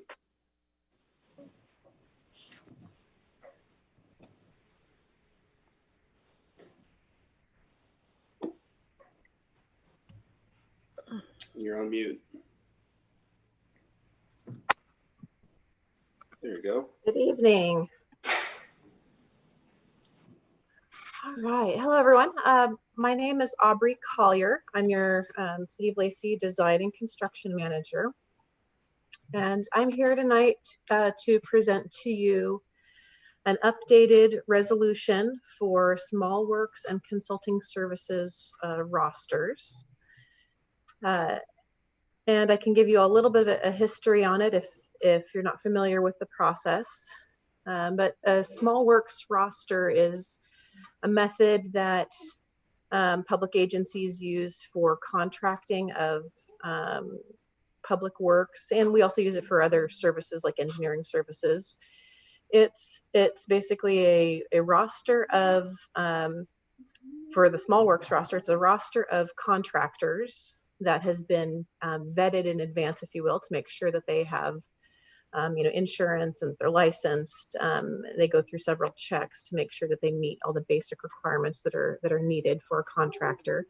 The same with the engineering firms. They go through some basic checks that vet them. And the MRSC is an organization that does this for us. A small works roster or a consulting roster is very time consuming, very expensive to maintain if an organization is trying to do that all on their own. So there are a few probably very large organizations who choose to keep their own rosters and maintain those. But most of the cities and counties and public organizations throughout Washington state use the MRSC roster list. So the small works roster and the consulting roster, we use MRSC for both of those. We originally had the resolution, it was adopted in 2009. It was resolution 949, which authorized city staff to use the MRSC roster service for these contracting procedures.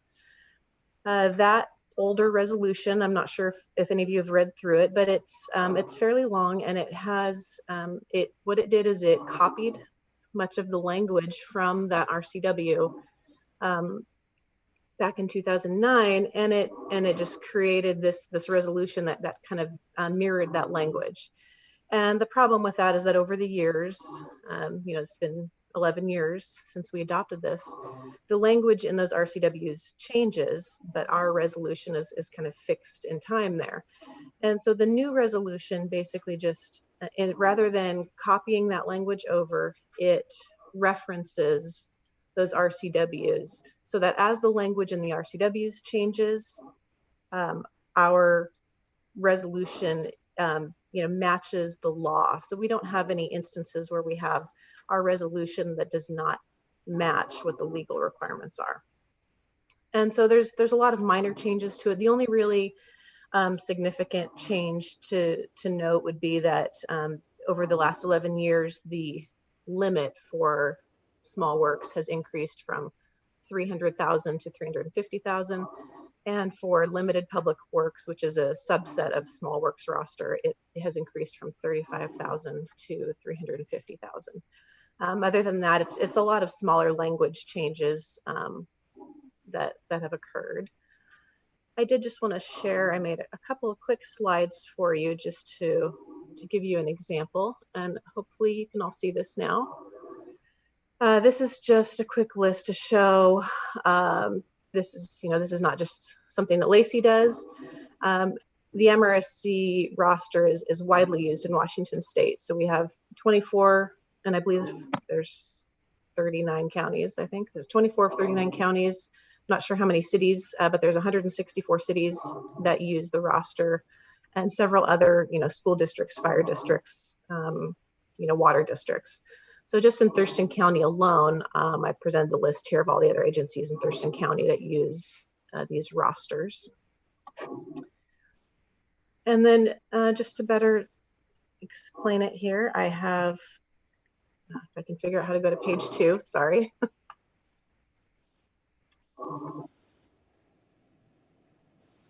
Okay. This is just a quick table I put together to explain why we would choose to use the small works or the limited public works roster process over the normal competitive formal advertisement process. So it is both a time and a money savings for the city. So when we have to advertise a project, there's a minimum advertisement length of 13 days, but more often we provide about a 3 to 4 week advertisement versus if we're doing a limited public works or small works, there is no minimum amount of time that we have to request bids, but often we'll give them 1 to 2 weeks, and it really just depends, and it's also when you're doing a formal competitive process, you're advertising it to the whole world. You have to go through publishing the advertisement in the Olympian and the Daily Journal of Commerce, and then we have to provide all those documents. So we use Builders Exchange, which is another service to get those documents out to the public. So it really is a much more time-consuming process for staff, and we also have to do all that advertisement.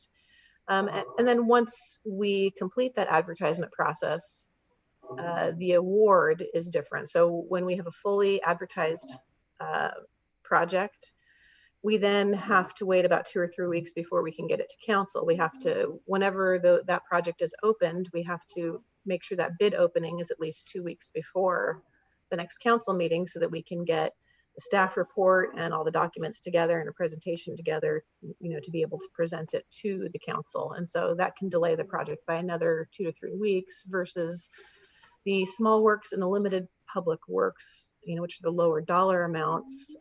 Those were able to get awarded almost immediately through the city manager. He has that authority to sign those. In addition, there's some other things that save the city a little bit of money for the projects, and that's the bid guarantee, retainage, and performance and payment bond. And those are all things that when we use these small works and limited public works process, that we are able to waive if we think it's in the best interest of the city, and that does save a little bit of money on the bid if it's something we think is not necessary. And we just look at that on a case-by-case basis on the complexity of the project, the risk, how many subcontractors may be involved, and we can choose if that project seems like it would be a good candidate to waive those things. And so we do, just for your knowledge, that the projects that we're putting out on here, they are still budgeted. These are still projects that the council is approving. They're just not going to you for the actual award. So these are still all projects that you're going to see in the yearly budget. So, and if there is a project that is not part of the budget, it would go through the same budget amendment process that anything else goes through if it's not in the budget. So. And if you're ever interested in looking at these, everything that we do is fully transparent to the public. So if you look on the city website under the Public Works Department, there is a whole website section there that is specifically for solicitations. So we have one page that is for architectural and engineering service type solicitations, and then we have another page that is for the Public Works advertisements. And when I say Public Works, make sure you understand it's not Public Works Department. A public work is any time that the city is spending money on an improvement. So even if it's for the Parks Department, it is a public work if the city is funding that construction improvement. So, and there is also a section on there for past awards where you can see all projects that we've awarded in the last couple of years by all these processes. So. I would make a motion to adopt resolution 1096, updating the small work roster and limited public works procedures. Second. It's been moved and seconded. Is there any further discussion? Can you please stop sharing your screen? Seeing none, all in favor of the motion signify by saying aye. Aye. Aye. Any opposed? The motion carries. Thank you so much. Thank you. Next on the agenda is our hazard mitigation assistance grant. Lindsay.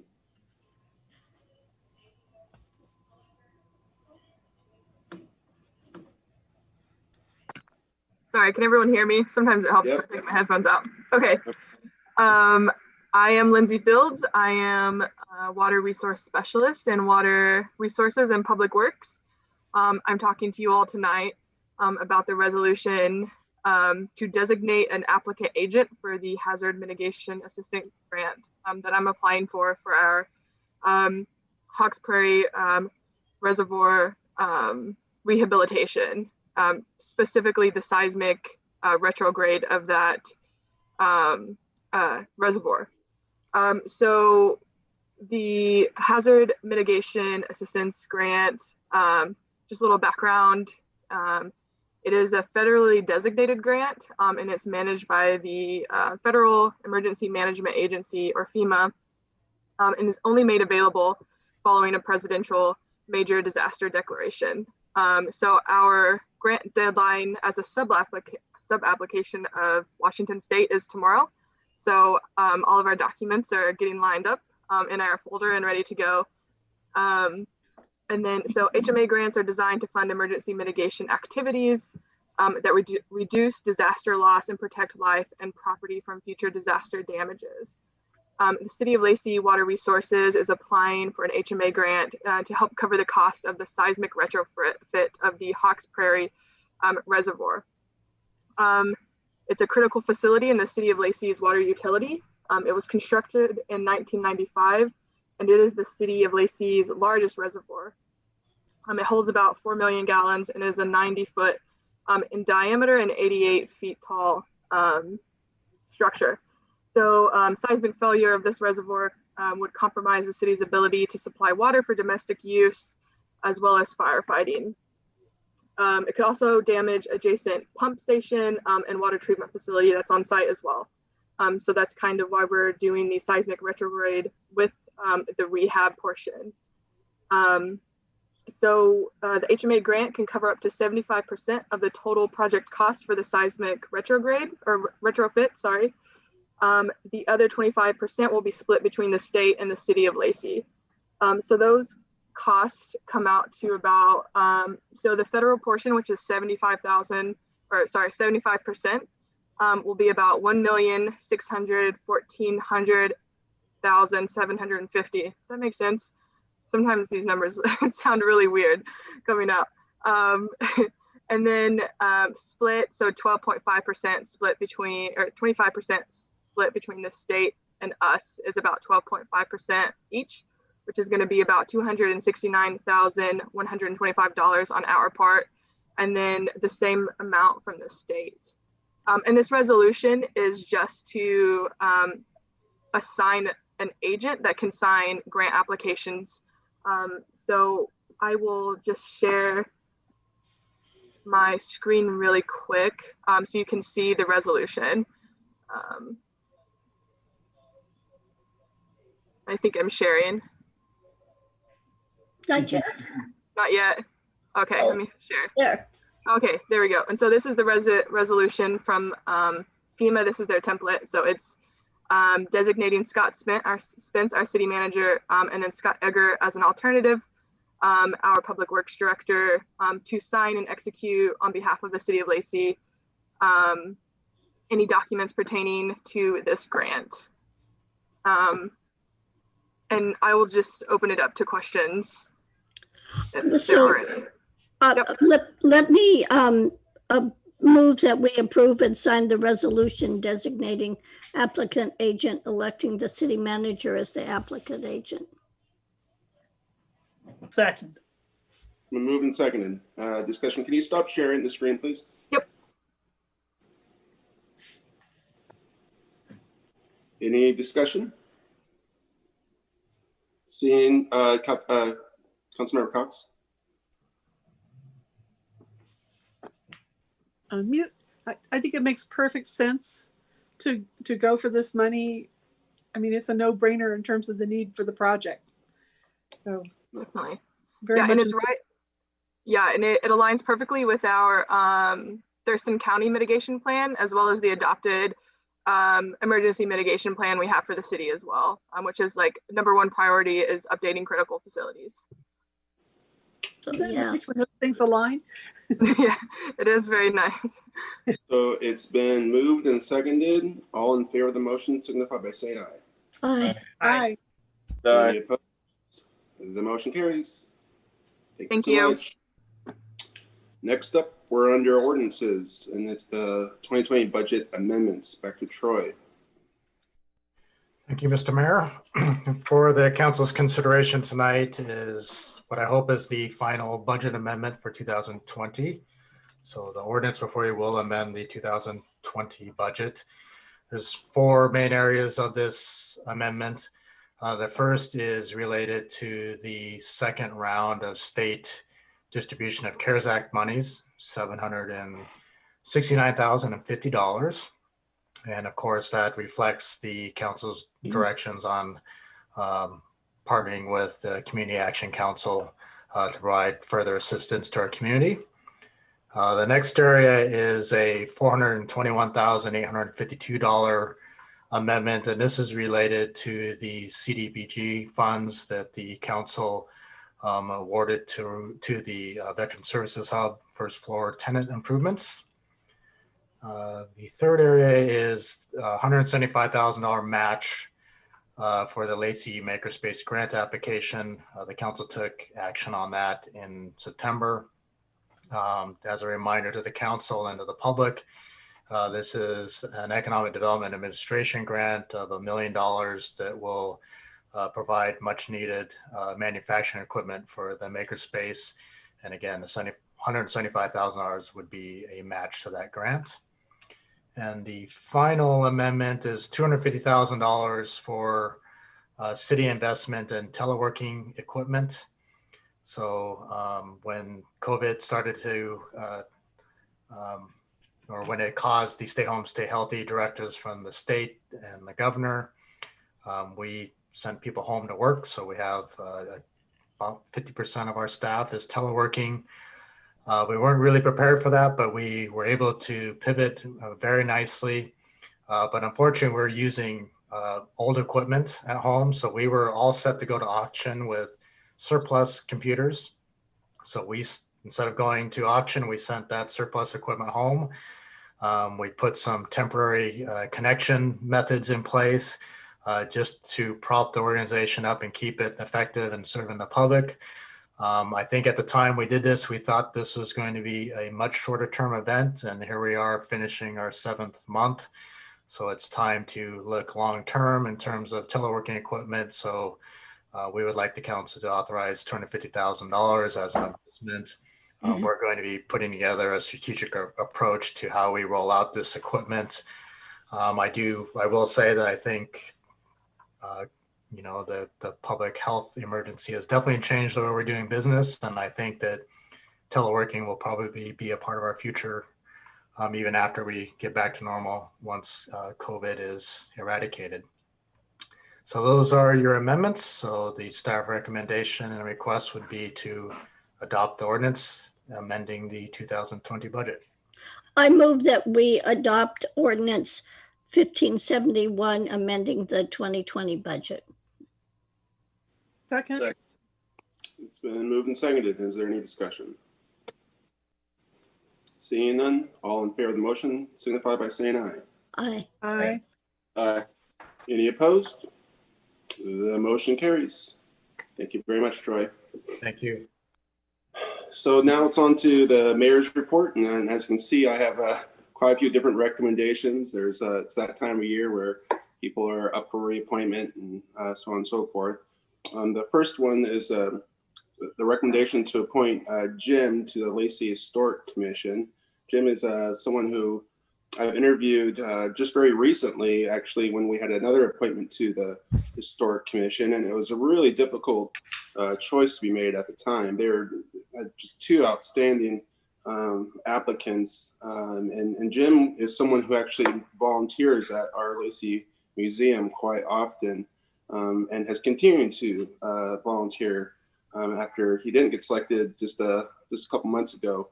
And so I told him, you know, if we have another opening, and we knew another opening was going to be coming up, and I'd be happy to appoint him at that point. And so that's where we're at now. So I would move that we appoint Jim to the Lacey Historic Commission. Second. Second. And moving second, is there any discussion? Seeing none, all in favor of the motion signify by saying aye. Aye. Aye. Any opposed? That motion carries, and Jim's now on the Lacey Historic Commission. Next up is to reappoint Troy Kirby to the Parks Commission. It's hard to believe that he's already gone through one term already, but it is that time, and so he's really given a lot to the Lacey Parks Commission, and I'd be my motion that we reappoint Troy Kirby to the Lacey Parks Commission. Second. Second. It's been moved and seconded. Is there any discussion? Lenny? Just a question. How long are the terms?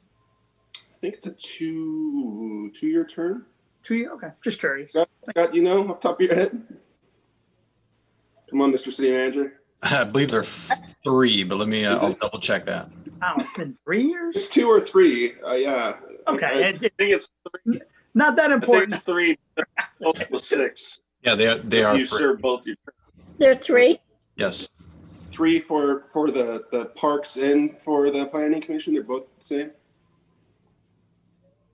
Yeah, let me check on the planning commission. That's all right. Feels like it's a long council meeting already. I'm sorry I asked. It wasn't important. Okay, so it's been moved and seconded that we reappoint Trey to the Lacey Parks Commission. All in favor of that motion signify by saying aye. Aye. Any opposed? The motion carries. We've reappointed Troy. And the last is my final recommendation to finally fill out our Lacey Youth Council. And boy, this has been just another one of these tough times. It's been so heartbreaking, actually, that, you know, we went through all last year. We kind of got this slow start last year, and then we changed staff members, and we were really starting to pick up some speed and have their first big event that the Youth Council was going to get involved in. And then COVID happened, and we lost the rest of the year. And then we were in the exact same boat that we were last year, where the summer happens and we couldn't find people during the summer to apply for the Youth Council. And so we had several openings, and then a late opening that happened where one of our existing Youth Council members looked at his schedule and said he just wasn't going to be able to put the time in. So we had another opening. And so we ended up having these 4 openings. We thought we were going to have 3, but we ended up having 4 openings. And Kelly's just done a really great job of talking to these different Youth Council members and getting the word out there. And then what was really cool is the existing Youth Council was the part of they put forward their recommendations on who we thought we should interview, and then they all took part in the interview process. And so this was a consensus pick from our existing Youth Council. This wasn't my pick, although I concur with their selections as well. But so in that aspect, it was kind of cool to see our Youth Council involved in doing the interview process and asking some really neat questions about the applicants and what they thought was the most important things in our community that the youth need to focus on. And through that process, we have these 4 names where I would recommend that we're going to appoint Sasha, Alejandro, Layla, and Natalie to the Lacey Youth Council. Second. It's been moved and seconded. Is there any discussion? I have a quick question. So, and sadly, I had a name that was just a day late, so, which from Timberline. But how many are from River Ridge? How many are from the other schools? So that was the other difficult thing at the end of the year, and then when we opened up the original process for applications, we didn't have anyone from North Thurston, and we didn't have anyone from Timberline. They were all from River Ridge. And so we held open the application process. That was at the end of last school year, but we held open the application process to the beginning of this school year, just so we could give it, another chance of more applicants to come through. And then when the new applicants came through, we were able to get a member from North Thurston and a member from Timberline. There are a couple members from River Ridge, but one of the River Ridge people on the Youth Council is actually doing Running Start. And so River Ridge does have a couple, instead of evenly distributed through all the high schools, River Ridge does have a couple members, but it got a lot better than it did at the end of the last school year, Deputy Mayor. Good, thanks. Is there any other questions? Then it's been moved and seconded to appoint Sasha, Alejandro, Layla, and Natalie to the Lacey Youth Council. All in favor of that motion signify by saying aye. Aye. Aye. Any opposed?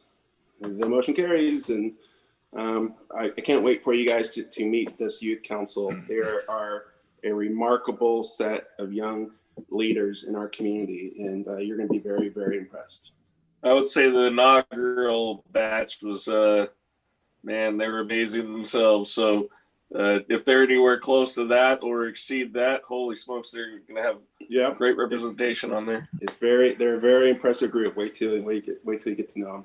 So now we're on to the city manager's report. Just the one follow-up question. Planning Commission members are also 3 years, as well as Historical Commission. So just we're all in the know. Way to track that down, Scott. Thank you. So, Honorable Mayor and City Council, a couple items before you. One, we have a water main project award. Our city engineer, Roger Schischel, is going to provide that report. And he'll be transitioning in now to give you that background.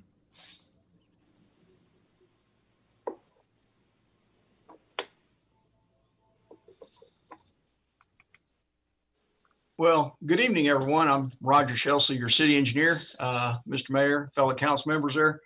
Tonight, we're requesting that the council awards Public Works Project 2020-32, which is the Fitzhugh Water Main Project. What I'll do is I have a slide that'll show pretty much kind of the summary of the location of the water main, and then what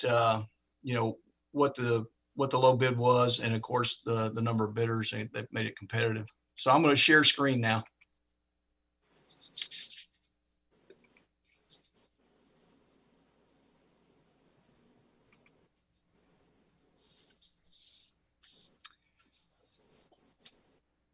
Just to get everyone oriented, the Fitzhugh Water Main is actually on Fitzhugh Street in the Madrona subdivision, which is out in the urban growth area. It's located, if you're not familiar with Madrona, it's a rather large subdivision. It's south of Stillicum Road, kind of east of Marvin Road, and then north of Pacific Highway. We have a large well field in the Madrona subdivision. And what this project does is it upsizes the diameter of the water main so we can actually move water more efficiently out of the well field. We opened bids. We had 17 bidders on this project. It was very competitive. Literally the difference between the low bidder and the next 5 in line was about $20,000, to give you an idea just how competitive this project was. Reed Trucking was the low bidder. We've worked with them before. They're more than qualified to do the work.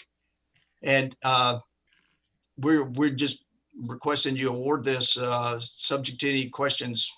That's where we're at. We just like you to award it.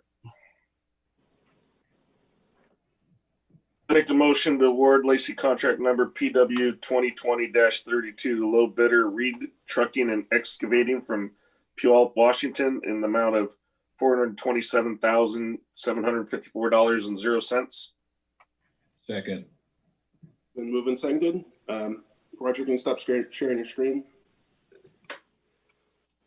Perfect. Discussion, Councilmember Stedman? I just noticed almost $80,000 less than engineer estimate. So, I mean, yeah, that's what happens when we're talking competitive what process, right? What do you think about that, Roger? What's the biggest difference? It's just a really competitive climate for bidding right now. There's not a lot of public works projects going on in our sister cities and in the county itself. And we're just seeing this trend. In fact, we opened up today at about 2:30 today, the Hawks Prairie Sister Standpipe, which is another, large water tank to service the Hawks Prairie area. And that project, even though we're still tabulating the bids on it to confirm the numbers, they were about $1 million below engineer's estimate on it. And again, it was a very, very competitive project.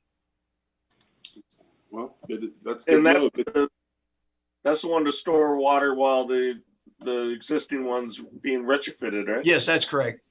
Yeah. Well, good for the Lacey community, that's for sure. Is there any other discussion? Councilmember Greenstein. Just wondering if we have any other projects that we can get out earlier than planned, maybe because of that situation with bidding. I mean, to save any, We just kind of we queue them up and we just kind of kick them out. It's kind of a balance, Councilman Greenstein, between having the staff to inspect and manage and project administrate, and then of course just getting them in the queue and getting them out the door, which we do a pretty good job. Our operational tempo, literally all through this COVID epidemic, has been really, really phenomenal as far as just, we just move them out. We just keep moving projects out. And again, we've had really good bids. Everybody's been really cooperative. The projects are under traffic, because of the low volumes, courtesy of folks not going to work, they're telecommuting. It's just, everything's worked in our favor right now. So it's been a really good environment to build things in, believe it or not. Excellent. Well, you guys do a great job. Thank you. Thank you. So it's been moved in second. Is there any further discussion? Seeing none, all in favor of the motion signify by saying aye. Aye. Any opposed? The motion carries. Thanks, Roger. Thanks, Roger. So the final item is the South Sound Green interlocal agreement. It's a renewal. Emily Watts from our Water Resources Division is going to provide the background on that.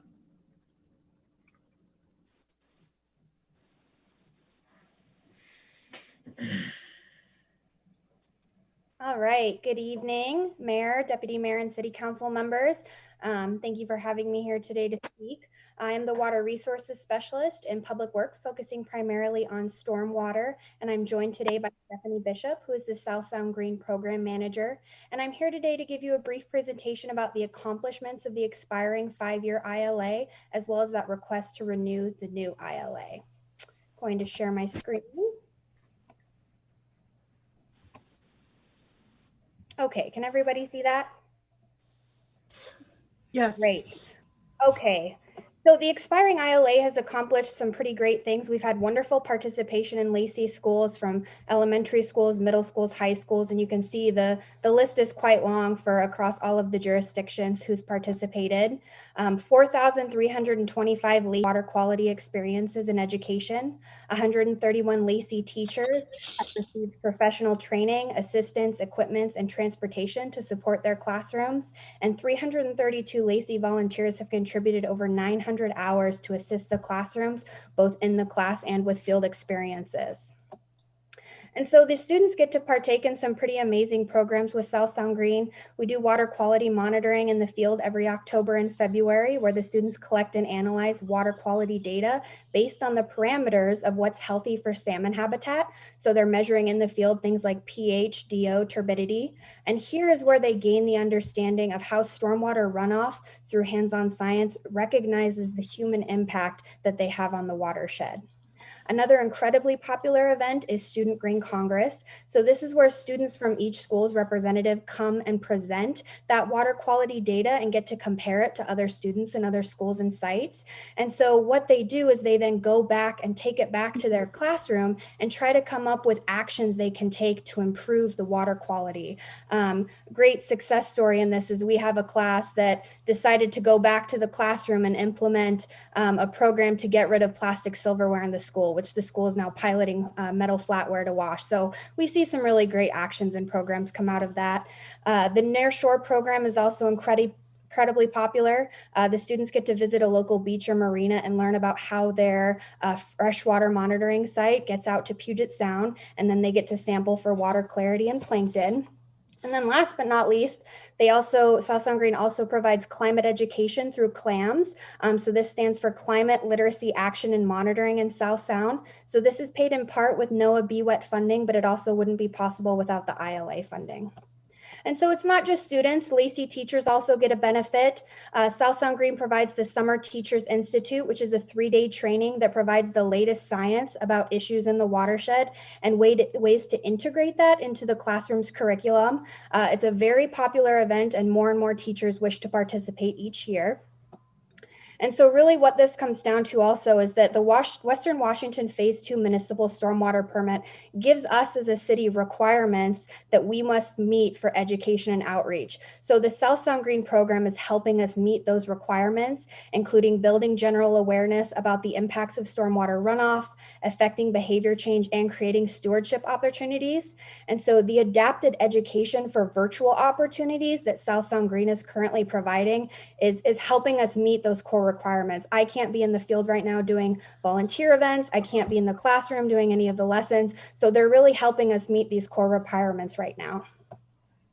So for the new ILA renewal, you have all of the same great programming adapted virtually. It will include all of the same partners, which is Lacey, Olympia, Tumwater, and Thurston County. Our funding level would be the same, which is $14,400 per year, which is already in our current budget. New additions to the ILA include an annual work plan. So this would allow us to adjust or emphasize different topics each year, depending on new emerging stormwater issues or different permit requirements. Also know this year is the ability for an ILA partner to adjust their funding if they have the need and ability or want to. Originally, back before COVID, each ILA partner was thinking we would increase funding because program costs like water quality testing kits, COLA increases for the staff that provide this education has all increased. But given the financial impact of COVID, we are proceeding with the same level of funding as the previous ILA.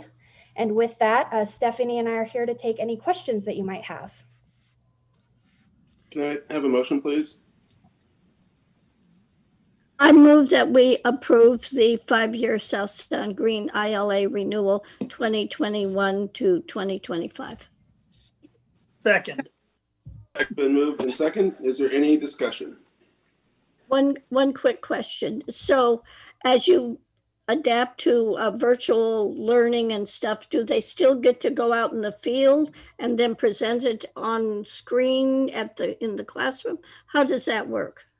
So it really depends on the school district, and North Thurston, which is primarily what is covering Lacey, they have not enacted any in-person activities other than, where it's a requirement or a necessity. So what we're doing is we're doing water testing via Zoom. Myself and my coworker have been going out in the field and recording videos of their monitoring site and then testing with them over Zoom, so that the possibility still remains for us to hold some sort of a Student Green Congress in it would be March. And so we're investigating different options. We can do an online, like a virtual conference, like a lot of conferences are going these days. If we can be in person, we'd love to do that, but we're just gonna meet teachers and students where they are and hope for the best. Okay. It's been moved and seconded. Is there any further discussion? Seeing none, all in favor of the motion? Aye. Any opposed? That motion carries. Councilmember Greenstein? Can I make a suggestion that we're at about 2.5 hours? I'd like to suggest that we move our committee reports to the next meeting. Yeah, the standing general committees and the standing general committees and the boards and commission, everything. Yes. Yes, I would agree with that. It's been a very long meeting already. You got a second from Councilmember Stedman? Is there any discussion? I just one point on doing this. I don't object, but we passed on it at our last formal council meeting. So we're going to have a long report out at the next one. I just want to make sure we're aware of that. I'll only have 2. No, and Councilmember Cox is absolutely correct. We don't want to get too far into the weeds. But I just wanted to make one comment about our Gold Star Family Memorial Committee. We have a fundraising opportunity tomorrow, Friday, from 10 a.m. to 2 p.m. at the Lacey Starbucks, College Street. We're going to have some folks out there that can talk to the public about the planned monument. If you're listening today and you don't know about that program, highly encourage you to come out and get a cup of coffee and get some literature on what we're trying to bring to the city of Lacey. It's a very important cause and we're still fundraising for it. So Just wanted to throw that out there. Thank you. Yeah, let's go around. Is Jim good for the order, since Deputy Mayor? I do. I just want to make sure that you know that I'll be bringing up a information about JASCOM, about their licensing and certainly their budget and stuff. So I don't want to have that be forgotten. So yeah, so just that's beware. going to be under one of my reports under finance. We had a quick meeting, and we realized the whole council needs to sort of get some background information on how we got to this point and assessments going forward, and how the county's participated and hasn't participated. And so that will be going to a work session. We'll be filled in about that coming up. Anything else from the good of the order going around? Councilmember Stedman? Before next Thursday, on the 10th, will be the United States Marine Corps' birthday, and then of course Veterans Day. Absolutely. Just want to bring that up and wish my brothers and sisters in the Marine Corps happy birthday, and all the veterans a good Veterans Day. Absolutely, that's good call. Anything else? And all in favor of that motion signify by saying aye. Aye. Any opposed? The motion carries. And now we reached the end of our agenda. Thank you, everyone, for hanging in there. And we will get caught up on these standing general committees and boards, commissions, and committee reports at our next meeting. I swear we will do that for sure. But until then, happy Veterans Day to all of our veterans. Thank you so much for what you do for our country and the sacrifices you made and your families. And we appreciate you and love you. And as always, you keep it classy, Lacey. I'll call this meeting adjourned. Scott, can you stay on the line?